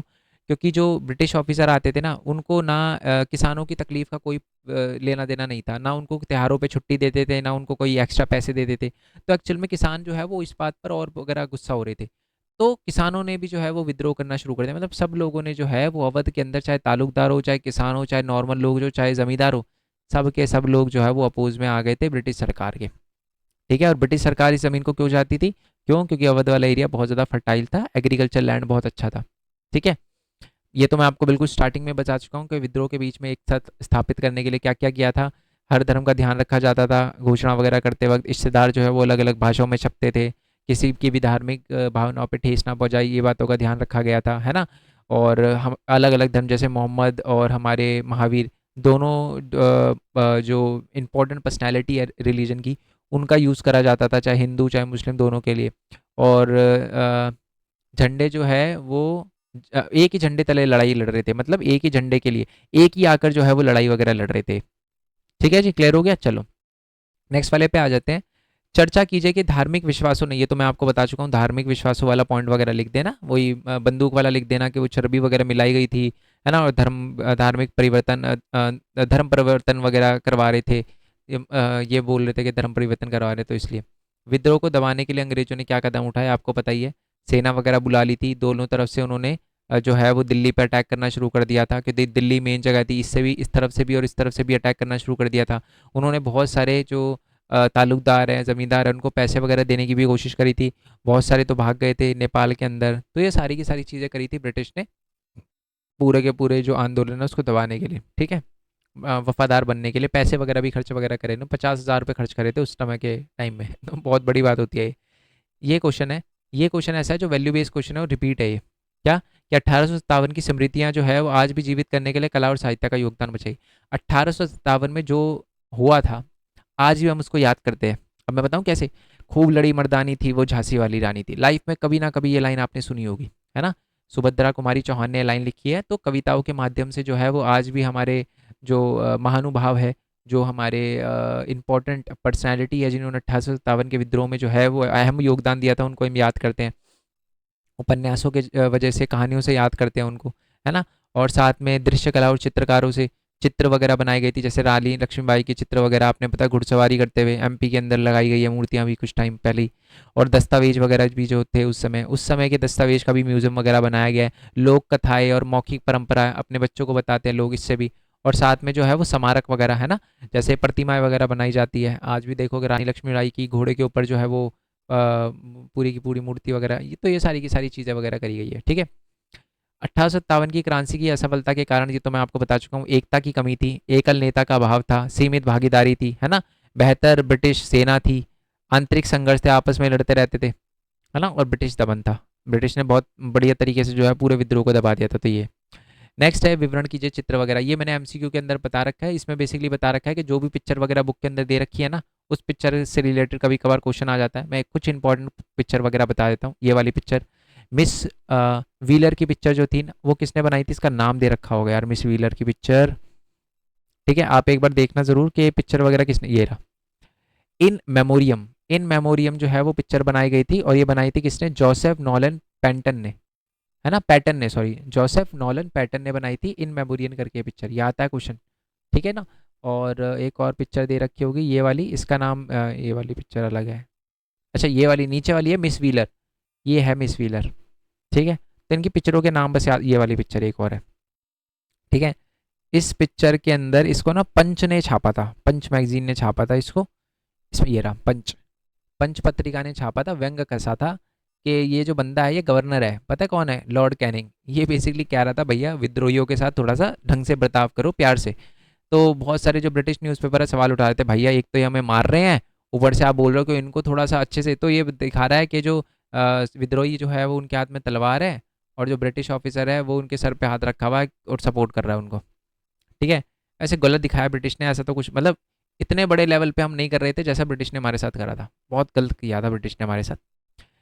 1857 के विद्रोह की छवियों को ब्रिटिश संदर्भ में जो है वो क्रोधित, सब ये क्रोध वगैरह इच्छा वगैरह ये बता रखा है कि जो ब्रिटिश की जो फोटो है उस समय देखकर हमें पता चलता है कि कुछ लोगों के मन में क्रोध भी था, और प्रतिशोध की जो थी वो भी इच्छा वगैरह थी कि जी बदला लेना है, बदला लेना है ना। तो ये सारी की सारी चीज़ें वगैरह बताई गई है। आप आई होप ये सारी की सारी चीज़ें जो है वो आपको समझ आ गई हो, पूरा चैप्टर समझ आ गया हो। पीडीएफ का लिंक आपको नीचे डिस्क्रिप्शन वगैरह में पूरा का पूरा मैं दे दूंगा, ठीक है।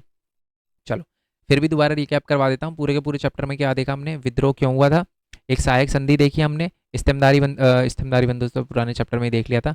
दूसरी बात है लोग अफवाह पर विश्वास क्यों कर रहे थे, और लास्ट है कि आज भी 1857 के विद्रोह को हम याद रखते हैं, कैसे याद रखते हैं? वही कहानियों के माध्यम से, मौखिक परंपराओं से, है ना, म्यूजियम वगैरह बनाए गए सारे के सारे। नेक्स्ट आ जाते हैं गांधी जी वाले चैप्टर की, थोड़ा सा जूम करते हैं, चलो जी। इस पूरे के पूरे चैप्टर के अंदर है ना गांधी जी के बारे में क्या क्या है मैं आपको बताता हूँ। सबसे पहले गांधी जी 1915 के अंदर इंडिया में आए थे, सुनना मेरे पूरी स्टोरी सुन लो। उसके बाद है ना उन्होंने एक आंदोलन वगैरह किया था, चंपारण आंदोलन का कहाँ किया था उन्होंने? 1817 में किया था पहला आंदोलन। फिर सॉरी 1918 के अंदर फिर उन्होंने किया था अहमदाबाद में, उसमें खेड़ा में। फिर 1918 के अंदर ही किया था उन्होंने तीसरा जो किया था अहमदाबाद में। उसके बाद उन्होंने एक रॉल अटैक सत्याग्रह किया था, ठीक है। पहले स्टोरी बता दूं फिर आराम से करेंगे। कब किया था? 1918 1919 के टाइम में किया था। उसके बाद क्या किया था उन्होंने? एक असहयोग आंदोलन किया था 1921 के टाइम में। उसके बाद गांधी जी ने क्या किया था? 1921 के टाइम में एक असहयोग आंदोलन किया था जो उन्होंने वापस ले लिया था, बताऊंगा मैं, चौरी चौरा के अंदर वापस ले लिया था, मैप में क्वेश्चन आता है। उसके बाद 1930 के अंदर गांधी जी ने एक और आंदोलन किया जिसको कहते हैं सविनय अवज्ञा आंदोलन। क्लियर हो गया ना? कोई दिक्कत नहीं है ना इसमें? चलो मैं बताना शुरू करता हूँ फिर हम पढ़ना शुरू करेंगे, ठीक है। ओके, सबसे पहले तो मैं बताऊंगा यहीं से ही, ऑल दो मैंने सारे क्वेश्चन इसके अंदर सारी की सारी चीज़ें लिख रखी है, बट फिर भी मैं आपको यहीं से शुरू से बताना शुरू करता हूँ ताकि आपको चैप्टर का कॉन्टेक्स्ट वगैरह मिले, ठीक है। फिर तो क्वेश्चन दिखाने ही पड़ेंगे, बस आपको वैसे ही समझ आ जाएगा। तो गांधी जी ना 1915 के अंदर जो है वो साउथ अफ्रीका से आए थे। जब वो साउथ अफ्रीका से आए थे ना, तो साउथ अफ्रीका में आपको पता है काले गोरे को लेकर भी भेदभाव वगैरह चलता था। तो वहाँ पर आंदोलन करने के लिए ब्रिटिश ने, जो गांधी जी है उन्होंने एक नया तरीका निकाला जिसको कहते हैं सत्याग्रह। सत्याग्रह का मतलब होता है कि आपका रास्ता अगर सच्चाई का है तो आपको दंगे करने, लड़ाई झगड़ा करने की ज़रूरत नहीं है, आप प्यार से भी अपनी बात मनवा सकते हो। और उसके बाद 1915 में गांधी जी भारत के अंदर आए। जब वो भारत के अंदर आए ना तो उनके जो गुरु जी थे, है ना, जिनका नाम था गोपाल कृष्ण गोखले, वो एक मॉडरेटर थे। एग्जाम में एमसीक्यू आ रखा है, मॉडरेटर क्या होते हैं? वो बिल्कुल मतलब नॉर्मल थे, नरम दल के थे, वो दंगे वगैरह में विश्वास नहीं रखते थे, वो चाहते थे ब्रिटिश को प्यार से हटाया जाए, ऐसा वाला सिस्टम, है ना। तो उन्होंने ना गांधी जी को सलाह दी कि भैया आप है ना 2 साल तक भारत में घूमो, और भारत में घूमने के बाद आप डिसाइड करो कि आपको क्या करना है क्या नहीं करना, ठीक है। परंतु उसके बाद क्या होता है 1916 के अंदर है ना एक विश्व बनारस हिंदू यूनिवर्सिटी जो है ना उसका इनॉग्रेशन होता है ना। 1916 में बनारस के अंदर बड़े बड़े कांग्रेस के बड़े बड़े नेता, जवाहरलाल नेहरू आते हैं, है ना, एनी बेसेंट वगैरह बहुत सारे नेता वगैरह आते हैं, और गांधी जी जो है पहली बार यहाँ पर स्पीच देते हैं और बहुत क्रिटिसाइज करते हैं जो भी अमीर लोग बैठे हुए हैं वहाँ पर। कहते हैं भाई तुम लोग जो है ना, तुम लोगों को लग रहा है कि हमारे आपके बीच में और गरीब लोगों के बीच में, भारत के गरीब लोगों के बीच में बहुत बड़ा जो है ये रहा, उनके बीच में जो है वो बहुत बड़ा जो है वो एक गैप है, अंतर है। और अंतर जो है इन इसी बीच के लाखों गरीबों के बीच में और आप महानुभावों के बीच में जो अंतर है, मेरे को उसी की लेकर जो है वो चिंता जो है व्यक्त की। उन्होंने बोला कि ना हमारे देश को जो आज़ादी है ना, मुक्ति जो है वो किसानों के माध्यम से मिलेगी, ना ही वकील, ना ही डॉक्टर, ना ही अमीर किसी के आपके लिए नहीं मिलेगी। तो उनका कहना था कि ना ये जो अपने आप को आभूषणों से मुक्त कर दो। आभूषणों से मुक्त करने का मतलब है ये जो दिखावटी और ये अमीर वगैरह है ये चीज़ें हटा दो, ठीक है, एक गरीब पर्सन के हिसाब से सोचो जिसके साथ ब्रिटिश बहुत वगैरह गलत व्यवहार कर रही है। मोस्ट इंपॉर्टेंट चीज़ है, ये आता है 3 नंबर में क्वेश्चन आता है कि गांधी जी ने जो पहली स्पीच वगैरह दी थी, ठीक है, उसके बारे में बताओ। तो बनारस हिंदू महासभा, और फिर वो नज़रों में चढ़ गए, लोगों के नज़रों में चढ़ गए कि यार ये पहली बार ये बंदा, ये कहाँ से आया है? इतना मतलब पर्सन जो है वो गुजराती लड़का, ये जो है वो लड़का तो नहीं, उनकी तो एज 69 में तो बहुत ज़्यादा हो गई होगी, 40-45 साल की एज थी उनकी। तो बहुत सारे लोग बोल रहे थे यार ये गरीबों के बारे में कैसे बोल रहा है। तो मतलब गरीब लोग इनसे बड़ा इन्फ्लुएंस हो गए थे। इसी के बाद जो है वो गांधी जी जो है, उन्होंने पहली बार सत्याग्रह किया था कहाँ पर? चंपारण में। चंपारण के अंदर 1917 में उन्होंने किया था। चंपारण के अंदर ब्रिटिश सरकार ने पता है क्या किया था? क्या ना, 3 कटिया कानून लेकर आई थी और बोला जाता था कि आपको है ना क्या उगाना है? इंडिगो उगाना है, नील की खेती करनी है। अब इसी को लेकर जो है वो हमारे जो किसान थे वो करना नहीं चाहते थे नील की खेती, क्योंकि इससे क्रॉप खराब हो जाती है, फसल खराब हो जाती है। तो इसी को लेकर जो है वो विरोध किया। फिर गांधी जी भी जो है वो सत्याग्रह पे बैठ गए।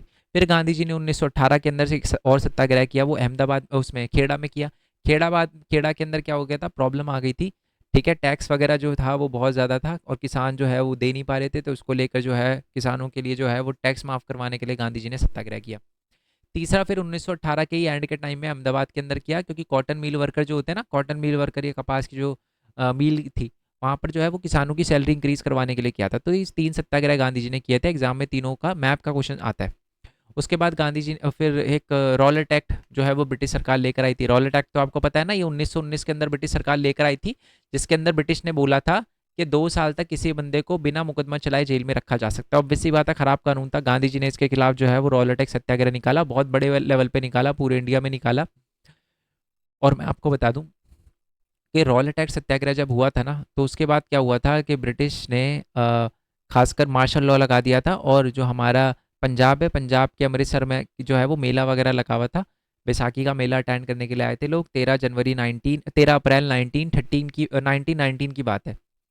13 अप्रैल 1919 की बात है, अभी से 13-14 दिन बाद है ना। तो डेट वही है, साल पुराना 1990 में। उस समय ब्रिटिश सरकार क्या करती है कि ना, मार्शल लॉ लगाया होता है। मार्शल लॉ का मतलब इकट्ठे वगैरह नहीं हो सकते आप। तो सारे के सारे जो गांव से लोग आए थे, उनको नहीं पता था कि भाई क्या हो रहा है क्या नहीं, मार्शल लॉ लगा हुआ है। तो सारे के सारे लोग अमृतसर में जलियांवाला बाग में इकट्ठा हो गए। ब्रिटिश ने गोलियां वगैरह चलवा दी, खून खराबा, दंगे, बहुत सारे लोग मारे गए। और इसकी वजह से फिर हमने भी जो है वो अटैक वगैरह करना शुरू कर दिया। ब्रिटिश के जो एरिया थे, मैं आपको बताऊं कि बहुत जगह पर ब्रिटिश के बिल्डिंगों वगैरह पे अटैक करना शुरू कर दिया। ब्रिटिश रुके नहीं, ब्रिटिश ने नाक रगड़वाई, जिन जिन को पकड़ा जाता था उनके साथ गलत व्यवहार करते थे। गांधी जी ने देख कर अपना ये रॉल अटैक सत्याग्रह वापस ले लिया कि भाई दंगे हो गए, मैं नहीं चाहता कि हमारा जो बर्ताव है वो भी ब्रिटिश जैसा रहे। गांधी जी ने अपना ये पूरा का पूरा रॉल अटैक सत्याग्रह वापस ले लिया। उसके बाद गांधी जी एक और आंदोलन करते हैं 1921 में, जिसका नाम होता है असहयोग आंदोलन। अबे असहयोग आंदोलन क्या था, सुन लो। ठीक है, आपको लग रहा होगा सर आप ये स्टोरी सुना रहे हो, यार ये बहुत इंपॉर्टेंट है। अगर आपको स्टोरी पता होगी आप बना के लिख दोगे, बट अगर मैं क्वेश्चन सिर्फ क्वेश्चन क्वेश्चन आपको करवाऊंगा ना, ठीक है, तो आप पूरा कॉन्टेक्ट, क्योंकि मेरे को पता है ना, मैंने ऑल द चैप्टर 1 घंटे के अंदर समझा रखा है आपको पूरे अच्छे से, बट कोई अच्छा कोई देखेगा नहीं वीडियो। अभी वो सोचेगा 15 मिनट में यार चैप्टर पूरा खत्म करवाओ, तो मेरे को भाई मैं 15 मिनट में करवाऊंगा, बट समझाऊंगा सब। तो ये तो फिर सुनना पड़ेगा, ठीक है। चलो, मैं नहीं चाहता बच्चा ये देख कर जाए वीडियो और बोले कि सर ये वाला टॉपिक जो है वो आपने कराया नहीं था, तो इसलिए मैं करवाऊंगा सारा, बेशक मैं 10 मिनट एक्स्ट्रा ले लूंगा, ठीक है। चलो जी। कहाँ पर थे? असहयोग आंदोलन पे। तो असहयोग आंदोलन गांधी जी ने शुरू किया था, और ये खिलाफत मूवमेंट के साथ शुरू किया था। 2 भाई थे, मोहम्मद अली और शौकत अली, 2 भाइयों के साथ मिलकर है ना गांधी जी ने असहयोग आंदोलन, खिलाफत मूवमेंट शुरू करा था। इस असहयोग आंदोलन, ये असहयोग आंदोलन में गांधी जी ने बोला था ब्रिटिश सरकार से सहयोग करना छोड़ दो, 1 साल में यहाँ से निकल जाएंगे। ठीक है, ये बोला था ब्रिटिश सरकार ने। लोगों ने पूछा जी कैसे असहयोग कर दे, गांधी जी ने बोला जी ब्रिटिश के स्कूल जाना छोड़ दो, टीचर को बोला पढ़ाना छोड़ दो, लॉयर को बोला लीगल प्रैक्टिस छोड़ दो, है ना, लोगों को बोला जी ब्रिटिश के कपड़े बॉयकॉट करो, खादी पहनो। तो ये सारी की सारी चीज़ें उन्होंने बोली, ठीक है। इसकी वजह से लोगों ने बहुत बड़े लेवल पे इसका सपोर्ट वगैरह भी किया, गांधी जी को जेल भी जाना पड़ा इसकी वजह से। बट मैं आपको बताऊं, आश्चर्यचकित करने वाली बात ये थी कि जब उन पे केस वगैरह चला ना, दिखाता हूँ मैं आपको, जब उन पे केस वगैरह चला, ठीक है, 1922 के अंदर असहयोग आंदोलन में जो उनको उठा के गांधी जी को जेल में डाल दिया गया था ना, तो एक ब्रूमफील्ड करके थे, है ना, CN ब्रूमफील्ड करके थे, उन्होंने गांधी जी को देखा और सुना और बोला कि यार देखो, मैं है ना ये बात नज़रअंदाज नहीं कर सकता कि जितने भी आज तक मैंने लोगों को देखा है ना कोर्ट के अंदर, आप सबसे अलग हो। आपको लोग प्रेस करते हैं, बट आपने जो किया है वो भी गलत है, ठीक है। तो मैं आपको सज़ा तो ज़रूर दूंगा, बट अगर आपका बर्ताव अच्छा रहा और आपकी सज़ा माफ़ हो जाती है तो सबसे खुश बंदा मैं ही होऊंगा। ठीक है। तो मैं आपको बता दूं कि गांधी जी को जेल में डाल दिया जाता है, 6 साल की सजा सुनाई जाती है, बट क्योंकि गांधी जी का बर्ताव जेल में अच्छा था तो इसलिए जल्दी छोड़ दिया जाता है उनको। ठीक है। ओके। उसके बाद गांधी जी क्या करते हैं कि एक और आंदोलन करते हैं जिसका नाम क्या था, जिसका नाम था सविनय अवज्ञा आंदोलन, और इसी से सबसे ज्यादा क्वेश्चन बनने के चांसेस है 8-8 नंबर वाले। अभी सविनय अवज्ञा आंदोलन गांधी जी ने 1930 में शुरू किया था, जिसको हम नमक यात्रा वगैरह भी कहते हैं, वो इसी में आएगा। अब ये था क्या, ये सुन लो। देखो, ये बात है 1930 की। जनवरी में गांधी जी लेटर लिखते हैं लॉर्ड इरविन को। ठीक है। लॉर्ड इरविन को बहुत सारी चीजें बोलते हैं 11 डिमांड है हमारी, पूरी कर दो। ब्रिटिश ऑफिस, ब्रिटिश वायसराय होता है लॉर्ड इरविन, उसको बोलता है हमारी ये 11 डिमांड है, पूरी कर दो, अगर पूरी नहीं करी तो दिक्कत आ जाएगी, देख लेना। लॉर्ड इरविन कहता है भाई जो करना है कर ले, मैं पूरी नहीं कर सकता। उसके बाद गांधी जी एक और लेटर लिखते हैं और बोलते हैं जी 11 मार्च 1930, अगर इस दिन से पहले आपने अगर मेरी ये डिमांड पूरी नहीं करी, मैं अगले दिन है ना उतर जाऊंगा, रोड पे उतर जाऊंगा और पक्का जो है वो आपके खिलाफ जो है वो सविनय अवज्ञा आंदोलन करूंगा। लॉर्ड इन कहता भाई जो करना कर ले। गांधी जी 11 तारीख तक रुकते हैं कि जी अब लेटर का रिप्लाई आएगा, यहाँ कुछ ना कुछ होगा। गांधी जी देखते हैं कुछ नहीं हो रहा। 12 तारीख को 12 मार्च 1931 को गांधी जी रोड पर उतर जाते हैं और गांधी जी एक असहयोग आंदोलन सविनय अवज्ञा आंदोलन शुरू कर देते हैं, यानी कानून तोड़ते हैं। सविनय अवज्ञा यानी कानून को तोड़ना, अवज्ञा ना करना, आज्ञा ना मानना, कानून को ना मानना। किस कानून को तोड़ा गांधी जी ने? नमक को। क्वेश्चन ये भी आता है गांधी जी ने नमक को ही क्यों चुना? और भी कानून तोड़ सकते थे, 11 में से डिमांड बहुत सारी भी थी, किसानों के लिए भी डिमांड थी, और भी किसानों के लिए और भी बहुत सारी डिमांड थी, बड़े बड़े बिजनेसमैन के लिए भी डिमांड थी। गांधी जी ने सॉल्ट को ही क्यों चुना, नमक को ही क्यों चुना? क्योंकि नमक एक ऐसी चीज थी जिसको गरीब अमीर सारे के सारे लोग यूज करते थे। ठीक है। तो इसी वजह से गांधी जी ने सोचा कि मैंने नमक का जो कानून है वो तोड़ूंगा। नमक का क्या कानून था? नमक का ये कानून था कि ब्रिटिश कंपनी के अलावा कोई भी बंदा जो है वो नमक नहीं बना सकता। ठीक है। बट इसमें दिक्कत थी। क्यों दिक्कत क्या थी? कि नमक जो एक ऐसी चीज थी जिसको अमीर गरीब सारे के सारे यूज वगैरह करते थे। ठीक है। और इसी चीज को लेकर जो है वो गांधी जी ने सोचा कि मैं इसी कानून को तोड़ने के लिए जो है वो एक सविनय अवज्ञा आंदोलन निकालूंगा। गांधी जी ने साबरमती में, जो गुजरात के अंदर उनका साबरमती आश्रम है, वहां से लेकर साबरमती का जो आश्रम है वहां से लेकर दांडी तक की यात्रा निकाली। 240 मील का रास्ता था। एक दिन में गांधी जी 10 मील चलते थे। 24 दिन बाद यानी 6 अप्रैल को गांधी जी जो है वो दांडी पहुंच जाते हैं और स्टार्टिंग करते हैं ना गांधी जी 78 वॉलंटियर्स के साथ करते हैं। बाद में लाखों हजारों लोगों की भीड़ जो है वो गांधी जी के पीछे पीछे आना शुरू हो जाती है। जहाँ भी गांधी जी रुकते हैं वहाँ पर जो है वो बातें वगैरह बताते हैं, यानी जो सत्याग्रह और अहिंसा के बारे में पाठ वगैरह देते हैं लोगों को। उसके बाद गांधी जी 6 अप्रैल को पहुंचते हैं और फिर वो क्या करते हैं, नमक वगैरह बनाते हैं। किससे नमक वगैरह बनाते हैं? समुद्र के पानी को उबाल के। और फिर गांधी जी को जेल हो जाती है, बट उनके साथ बाकी सारे लोगों को भी जेल हो जाती है।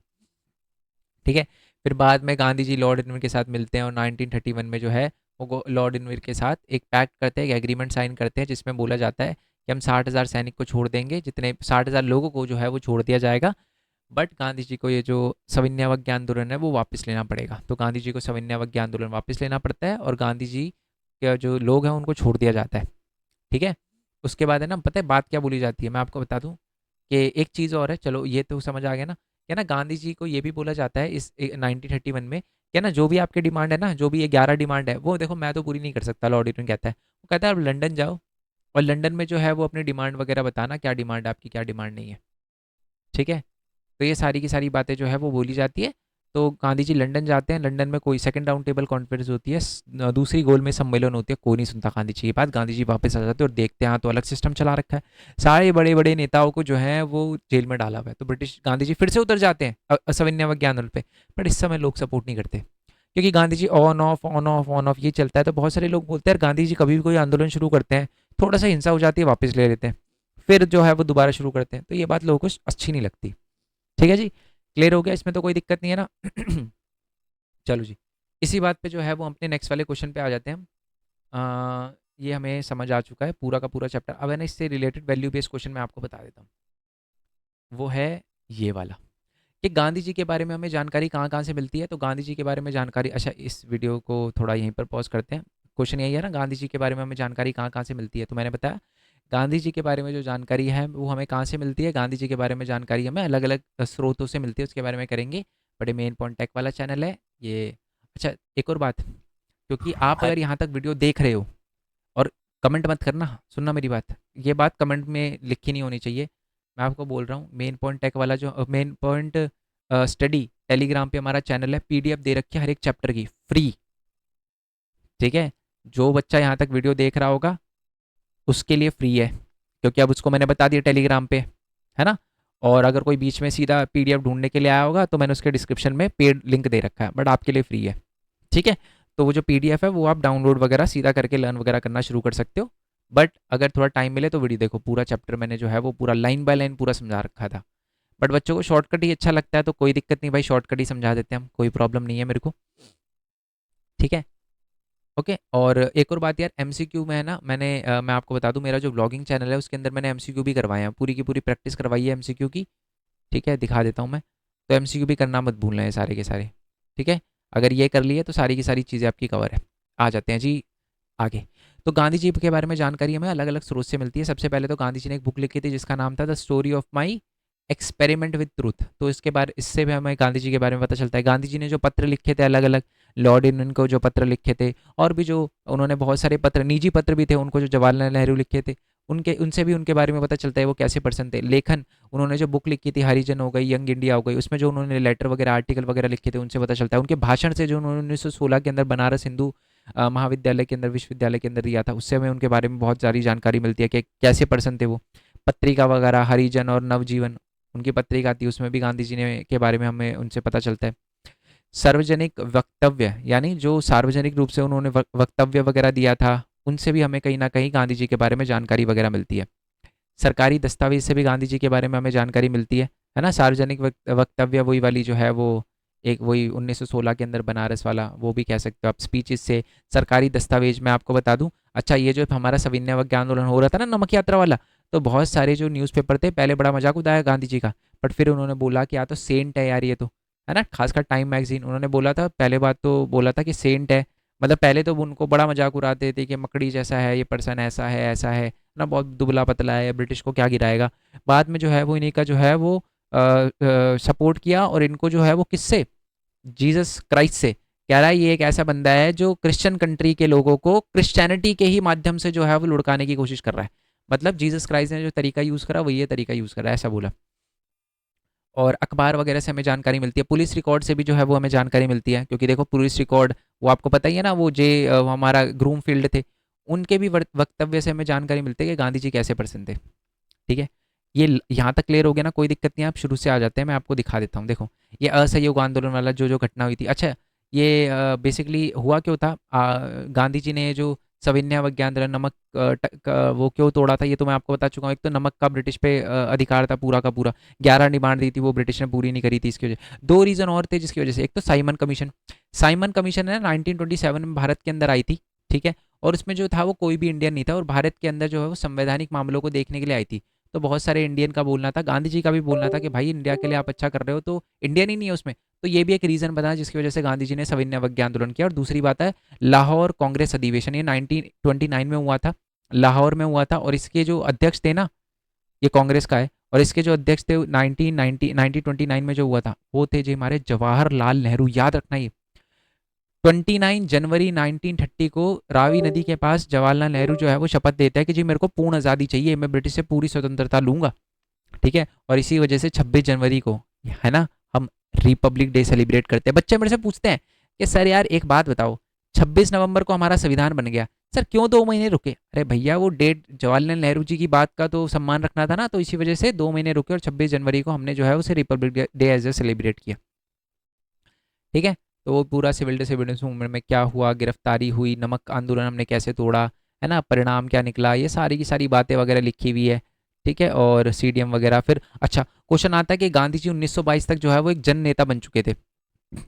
तो ये चीज में पता क्या करना है, 1922 से पहले जो भी, जब से गांधी जी इंडिया के अंदर आए थे तब से लेकर 1920 में, जब से सविनय अवज्ञा आंदोलन, सविनय कह रहा हूँ, क्या नाम था उसका, सविनय अवज्ञा नहीं था, असहयोग आंदोलन, सारे आंदोलन लिखने हैं।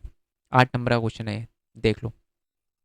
एंड में जो है मैंने पूरा का पूरा 1922 के अंदर पूरा का पूरा सविनय अवज्ञा असहयोग आंदोलन बता रखा होगा।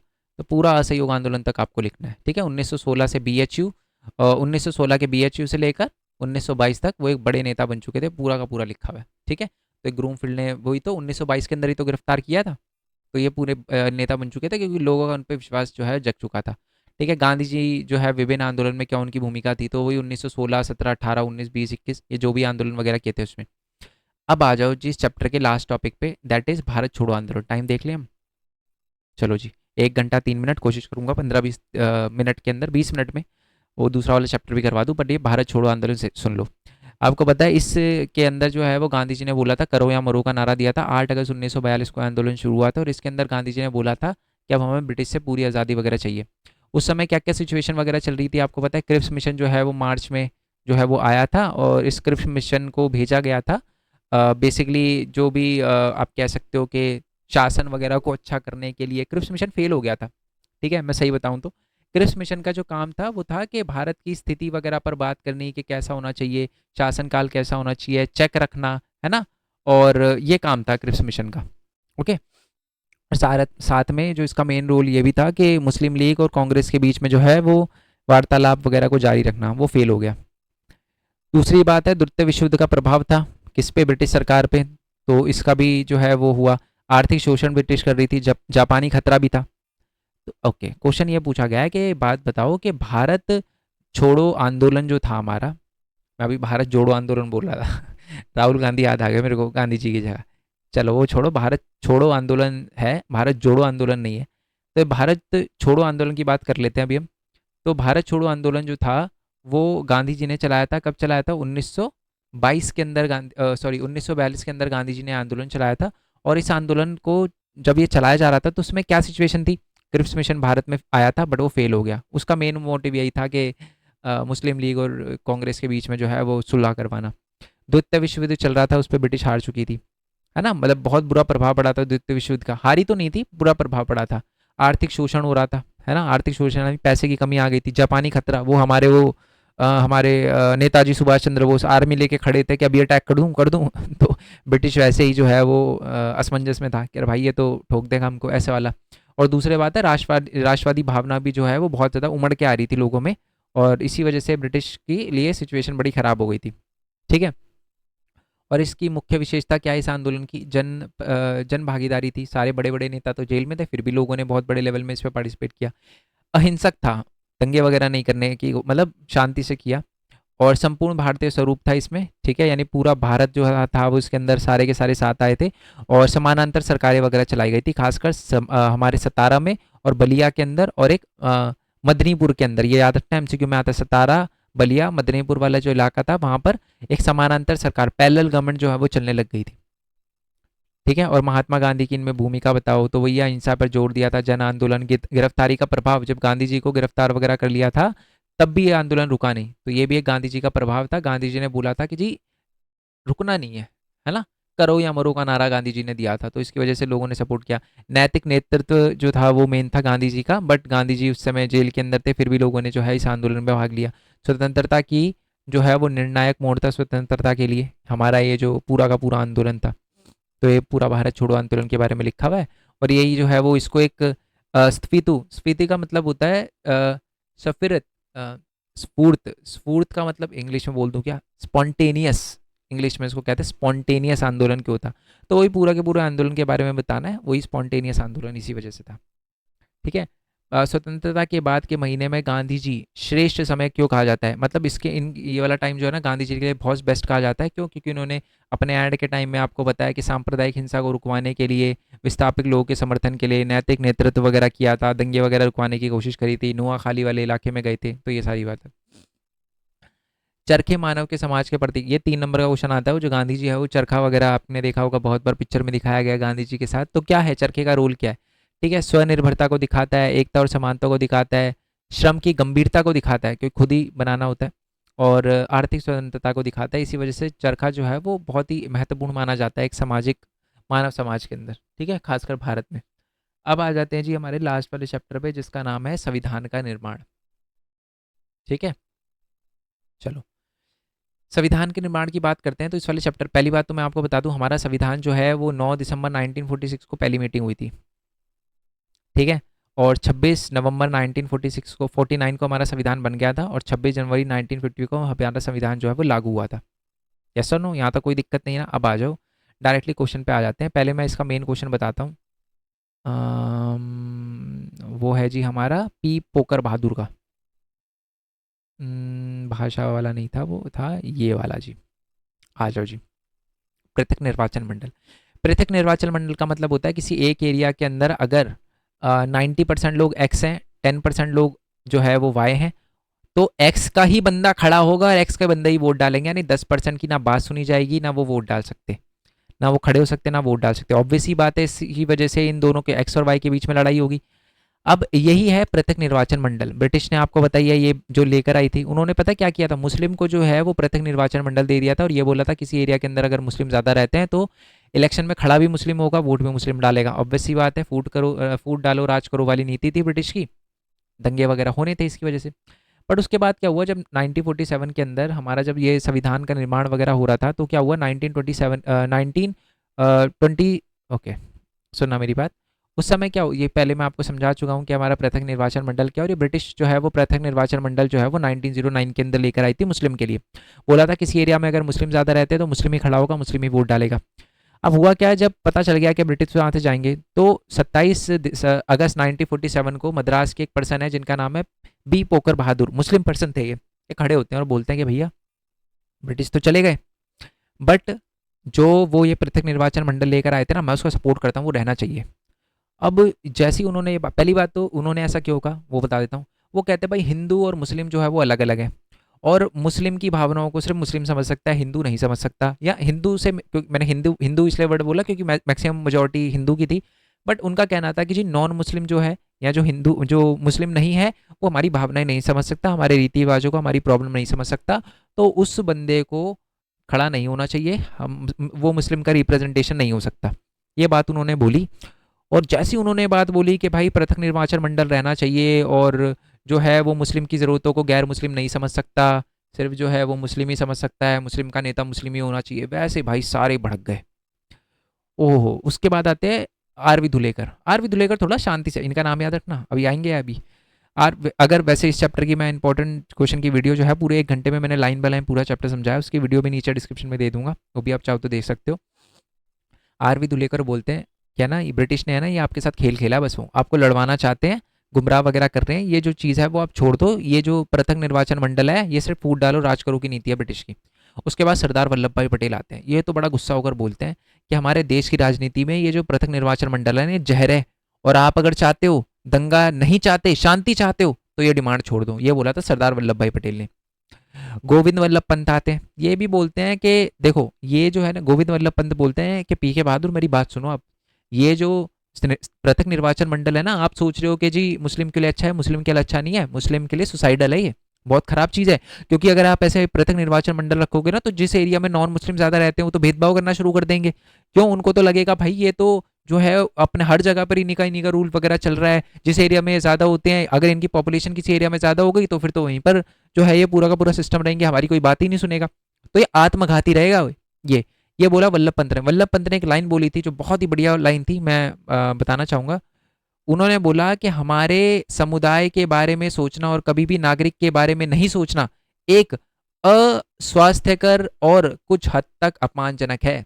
मतलब क्या है वो, उन्होंने कहा कि अपने समुदाय के बारे में मत सोचो, वी आर इंडियन, अगर आप एज अ इंडियन हमें नहीं सोच सकते तो मत सोचो, और अगर आप चाहते हो कोई भी चीज़ तो ये मत देखो, मतलब समुदाय के बारे में मत सोचो, आप सिर्फ अपने देश के बारे में सोचो कि पूरे देश से इस पर क्या इम्पैक्ट पड़ेगा। ठीक है। और इन्होंने एक और बात बोली थी, उन्होंने बोला था कि जो पर्सन की वफादारी होती है ना नागरिक की, वो समुदाय में बटी हुई नहीं होनी चाहिए, उसका केंद्रित सिर्फ एक होना चाहिए, वो है पूरा का पूरा भारत। ठीक है, क्लियर हो गया, ये बोला था उन्होंने। ऑल तो सारे के सारे मुस्लिम जो है वो सपोर्ट नहीं करते थे पृथक निर्वाचन मंडल को। एक हमारी बेगम एजाज थी, मैंने कहा था फीमेल जो है इस मामले में बड़ी अच्छी होती हैं, तो उन्होंने बोला कि हाँ ठीक है मैं मानती हूँ पृथक निर्वाचन मंडल गलत है, और मुस्लिम को जो है ये जो डिमांड है त्याग देनी चाहिए, और उनको जो है वो इलेक्शन में पार्टिसिपेट करना चाहिए। मोर पावर टू बेगम एजाज। ठीक है, अब आ जाते हैं नेक्स्ट वाले पे।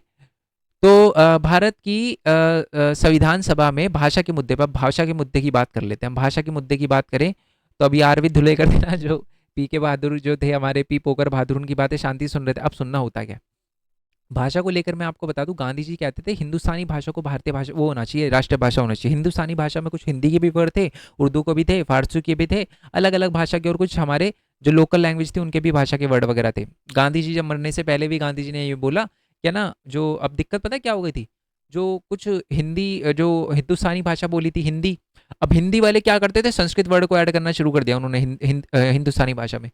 जो मुस्लिम थे और जो सॉरी उर्दू वाले थे, उन्होंने क्या कर, वैसे देखो मैंने रिलीजन बोल दिया, एक्चुअल में रिलीजन की भी प्रॉब्लम थी। हिंदू ने हिंदी वाले वर्ड के अंदर संस्कृत घुसेड़ना शुरू कर दिया, मुस्लिम ने क्या किया, उर्दू वाले वर्ड में फारसी वगैरह घुसेड़ना शुरू कर दिया, अरबी वगैरह घुसेड़ना शुरू कर दिया। और इसी की वजह से प्रॉब्लम बटना शुरू हो गई। ये जो लैंग्वेज की प्रॉब्लम थी, लैंग्वेज के ना रह के रिलीजन की बन गई, है ना। तो इसी वजह से गांधी जी ने बोला था भैया हिंदी भी लैंग्वेज रहनी चाहिए। अपने अंतिम सांसों में भी, अंतिम सांस मतलब अपने अंतिम टाइम में भी गांधी जी ने बोला था हिंदुस्तानी लैंग्वेज होनी चाहिए, जिसमें सारी लैंग्वेज के वर्ड हो। फिर आते हैं भैया आरवी धुलेकर, ठीक है।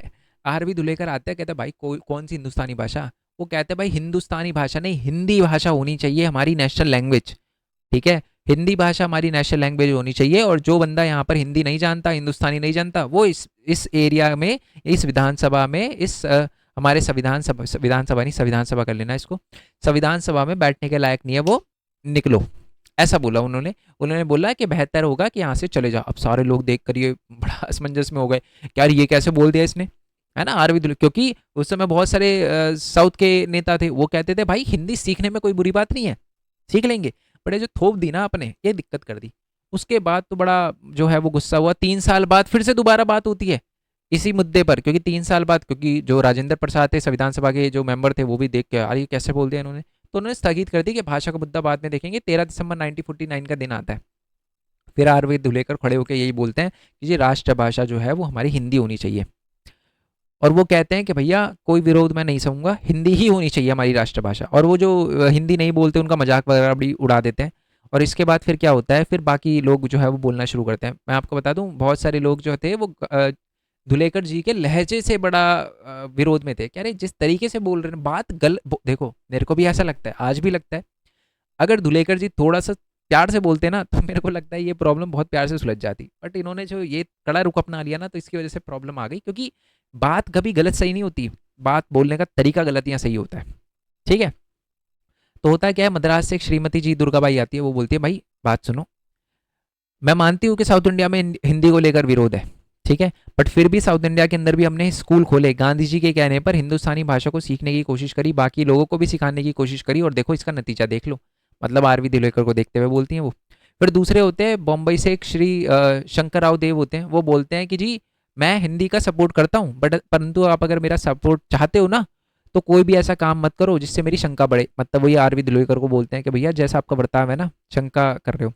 मद्रास के जो टीमी रामलिंगम चेट्टियार है, टी ए रामलिंगम चेट्टियार, वो भी यही बोलते हैं कि देखो भाषा को अगर हमें पहली बात तो इतना करामक होने की जरूरत नहीं है। उन्होंने बोला कि इससे जो है वो प्रॉब्लम वगैरह क्रिएट होगी। उन्होंने कहा आपसी सामंजस्य होना चाहिए, और लोगों पर चीजें थोपने का सवाल ही नहीं उठता, लोगों पे चीजें थोपो मत। तो मतलब इसी वजह से आज तक जो है वो हिंदी भाषा हमारी नेशनल लैंग्वेज नहीं बन पाई। ठीक है, समझ आ गया आपको? आई होप ये बात आपको क्लियर हो गई हो। तो किसी लैंग्वेज को सपोर्ट करना गलत बात नहीं है। मैं खुद हिंदी बोलता हूँ, आप भी हिंदी में सुन रहे हो, आप ये जो है वो हिंदी में पढ़ भी रहे हो। दूसरे की लैंग्वेज को अपोज करना, मजाक उड़ाना गलत बात है। मेरे को हाँ आज भी यही लगता है कि हिंदी भाषा को हमारी नेशनल लैंग्वेज होना चाहिए। इसलिए नहीं कि मैं हिंदी बोलता हूँ, इसलिए नहीं कि भाई मैं कुछ सुपीरियर है हिंदी बाकी लैंग्वेज से, ऐसा नहीं है। इंडिया में तमिल भी बहुत पुरानी लैंग्वेज है, संस्कृत भी बहुत पुरानी लैंग्वेज है, क्लासिकल लैंग्वेज तेलुगु भी है, कन्नड़ भी है, उड़ीसी भी है। बट सिर्फ हिंदी में इसलिए बोल रहा हूँ क्योंकि 43-45% लोगों को पहले से हिंदी आती है, तो ईजी होगा बाकी लोगों को हिंदी सिखाना। जबकि जो लोग पहले से, जो लोग मान लो तमिल बोलते हैं या मराठी बोलते हैं, उनकी percentage as compare to Hindi, ऐसा नहीं कम है, एज कंपेयर टू हिंदी कम है। बट इसका मतलब ये नहीं है अगर किसी बंदे, कोई बंदा मराठी है और उसे मराठी नहीं आती और सिर्फ हिंदी आती है, ये बहुत गलत है। फिर आप पंजाब में घुसते हो, कोई पंजाबी नहीं बोल रहा, ये बड़ा गलत है। तमिलनाडु में घुस रहे हो, तमिल कोई नहीं बोल रहा, ये गलत है। बट हिंदी होनी चाहिए एक लैंग्वेज, मतलब हर बंदे को कम से कम 2-3 लैंग्वेज तो आनी चाहिए, है ना। दिल्ली में भी अगर तमिल वगैरह सिखाए तो मैं सीखने की कोशिश करता है स्कूल में, बट अब तो सवाल ही नहीं उठता, है ना। स्कूल में सिखाई जाती है तो वो सही रहता है। चलो जी, केंद्र सरकार और राज्य सरकार, मैं टाइम देख लेता हूँ फिर जल्दी जल्दी करना शुरू करूँगा। ओके जी, टाइम ले लिया मैंने। तो केंद्र सरकार या राज्य सरकार की बात करते हैं, तो ना केंद्र सरकार और राज्य सरकार के बारे में बता दूं मैं आपको। कुछ लोग बोलते थे केंद्र सरकार को ज़्यादा पावर देनी चाहिए, कुछ बोलते थे राज्य सरकार को ज़्यादा पावर देनी चाहिए। ठीक है, सबसे पहले तो मैं आपको बता दूं हमारे संविधान में 3 सूची है। कौन कौन सी सूची? राज्य सूची, केंद्र सूची, संवर्ती सूची। संवर्ती सूची जिस पे दोनों कानून बना सकते हैं, राज्य सूची जिस पे राज्य सरकार बना सकते हैं, और जो हमारी केंद्र सूची होती है जिस पे केंद्र सरकारी कानून वगैरह बना सकती है। ओके, चलो जी। ओके। तो अब होता क्या है कि कुछ लोग जो है वो केंद्र सरकार को वो कहते हैं कि केंद्र सरकार के पास ज़्यादा शक्तियाँ होनी चाहिए। आज़ादी से पहले है ना, मैं आपको बता दूं, आज़ादी से पहले जो है ना, वो कोई भी नहीं चाहता था केंद्र सरकार को ज़्यादा पावर मिले, क्योंकि केंद्र सरकार को ज़्यादा पावर मिलने का मतलब है ब्रिटिश के पास ज़्यादा पावर। पर जब हम आज़ाद हो गए, हमें समझ आ गया कि भारत अब आज़ाद देश है, तो इस वजह से हमने क्या करना शुरू कर दिया, केंद्र सरकार को ज़्यादा पावर देने की डिमांड करना शुरू कर दिया। तो कुछ लोग जो है वो इस बात से गुस्सा थे। क्यों? पहली बात तो कौन कौन गुस्सा थे, जैसे मद्रास के जो है वो के संथानन, उन्होंने बोला भैया केंद्र सरकार को इतनी पावर मत दो। क्यों? केंद्र सरकार इतनी पावर ना हैंडल कर पाएगा, और मैं नहीं चाहता, मैं ऐसा संविधान बिल्कुल नहीं चाहता जहां पर हमें हर चीज के लिए, हर राज्य को हर चीज के लिए कि मेरे को अपने एरिया के लोगों को शिक्षित करना है, मेरे को पैसे दो, स्वच्छता नहीं है पैसे दो, रोड बनानी है पैसे दो, सुधार करने हैं पैसे दो। इस चीज के लिए मैं नहीं चाहता कि ऐसी सरकार हो जहां पर राज्य सरकार को बार बार केंद्र सरकार से हाथ फैलाना पड़े। और अगर केंद्र सरकार को ज्यादा शक्तियां दे दी जाएगी तो केंद्र सरकार के टूटने की संभावना है, ये उन्होंने बोला, ये उनका मौकिफ था, है ना, उर्दू का वर्ड बोल दिया मैंने। और है ना। तो अब आ जाते हैं मजबूत केंद्र के लिए। कुछ कहते थे, खासकर जो हमारे अंबेडकर जी थे, खुद कहते थे, अंबेडकर जी और बालकृष्ण शर्मा, इनका कहना था जी केंद्र सरकार जो है वो ज्यादा मजबूत रहनी चाहिए। इन्होंने तो बोला केंद्र सरकार मजबूत नहीं रहनी चाहिए, इन्होंने बोला केंद्र सरकार मजबूत रहनी चाहिए। और इसका अंबेडकर जी ने पता है क्या रीजन दिया? उन्होंने बोला कि जी हमने अभी देखा 1947 में कितने दंगे हुए थे, है ना, और अगर केंद्र सरकार के पास ज़्यादा पावर होगी तो ऐसे दंगों को बहुत जल्दी से रोक पाएगी। तो सबसे बढ़िया जो है वो शांति के लिए, और अगर कोई दूसरी कंट्री का, बालकृष्ण जो थे वो कहते थे किसी दूसरी कंट्री ने अगर हमारी कंट्री पर अटैक वगैरह कर दिया तो उसको रोकने के लिए भी एक मजबूत केंद्र सरकार का होना बहुत ही ज़्यादा ज़रूरी है।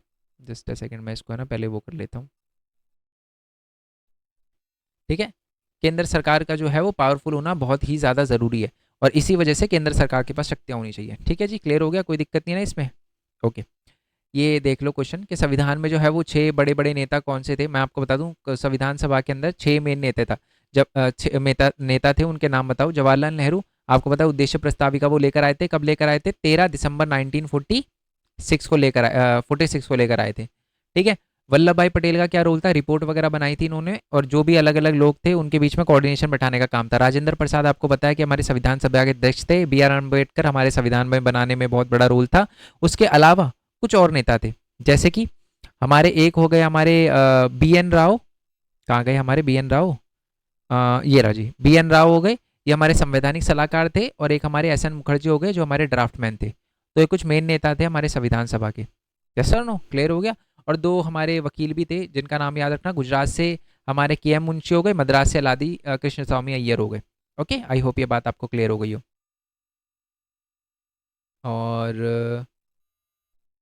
और ये तो छोटे छोटे क्वेश्चन है।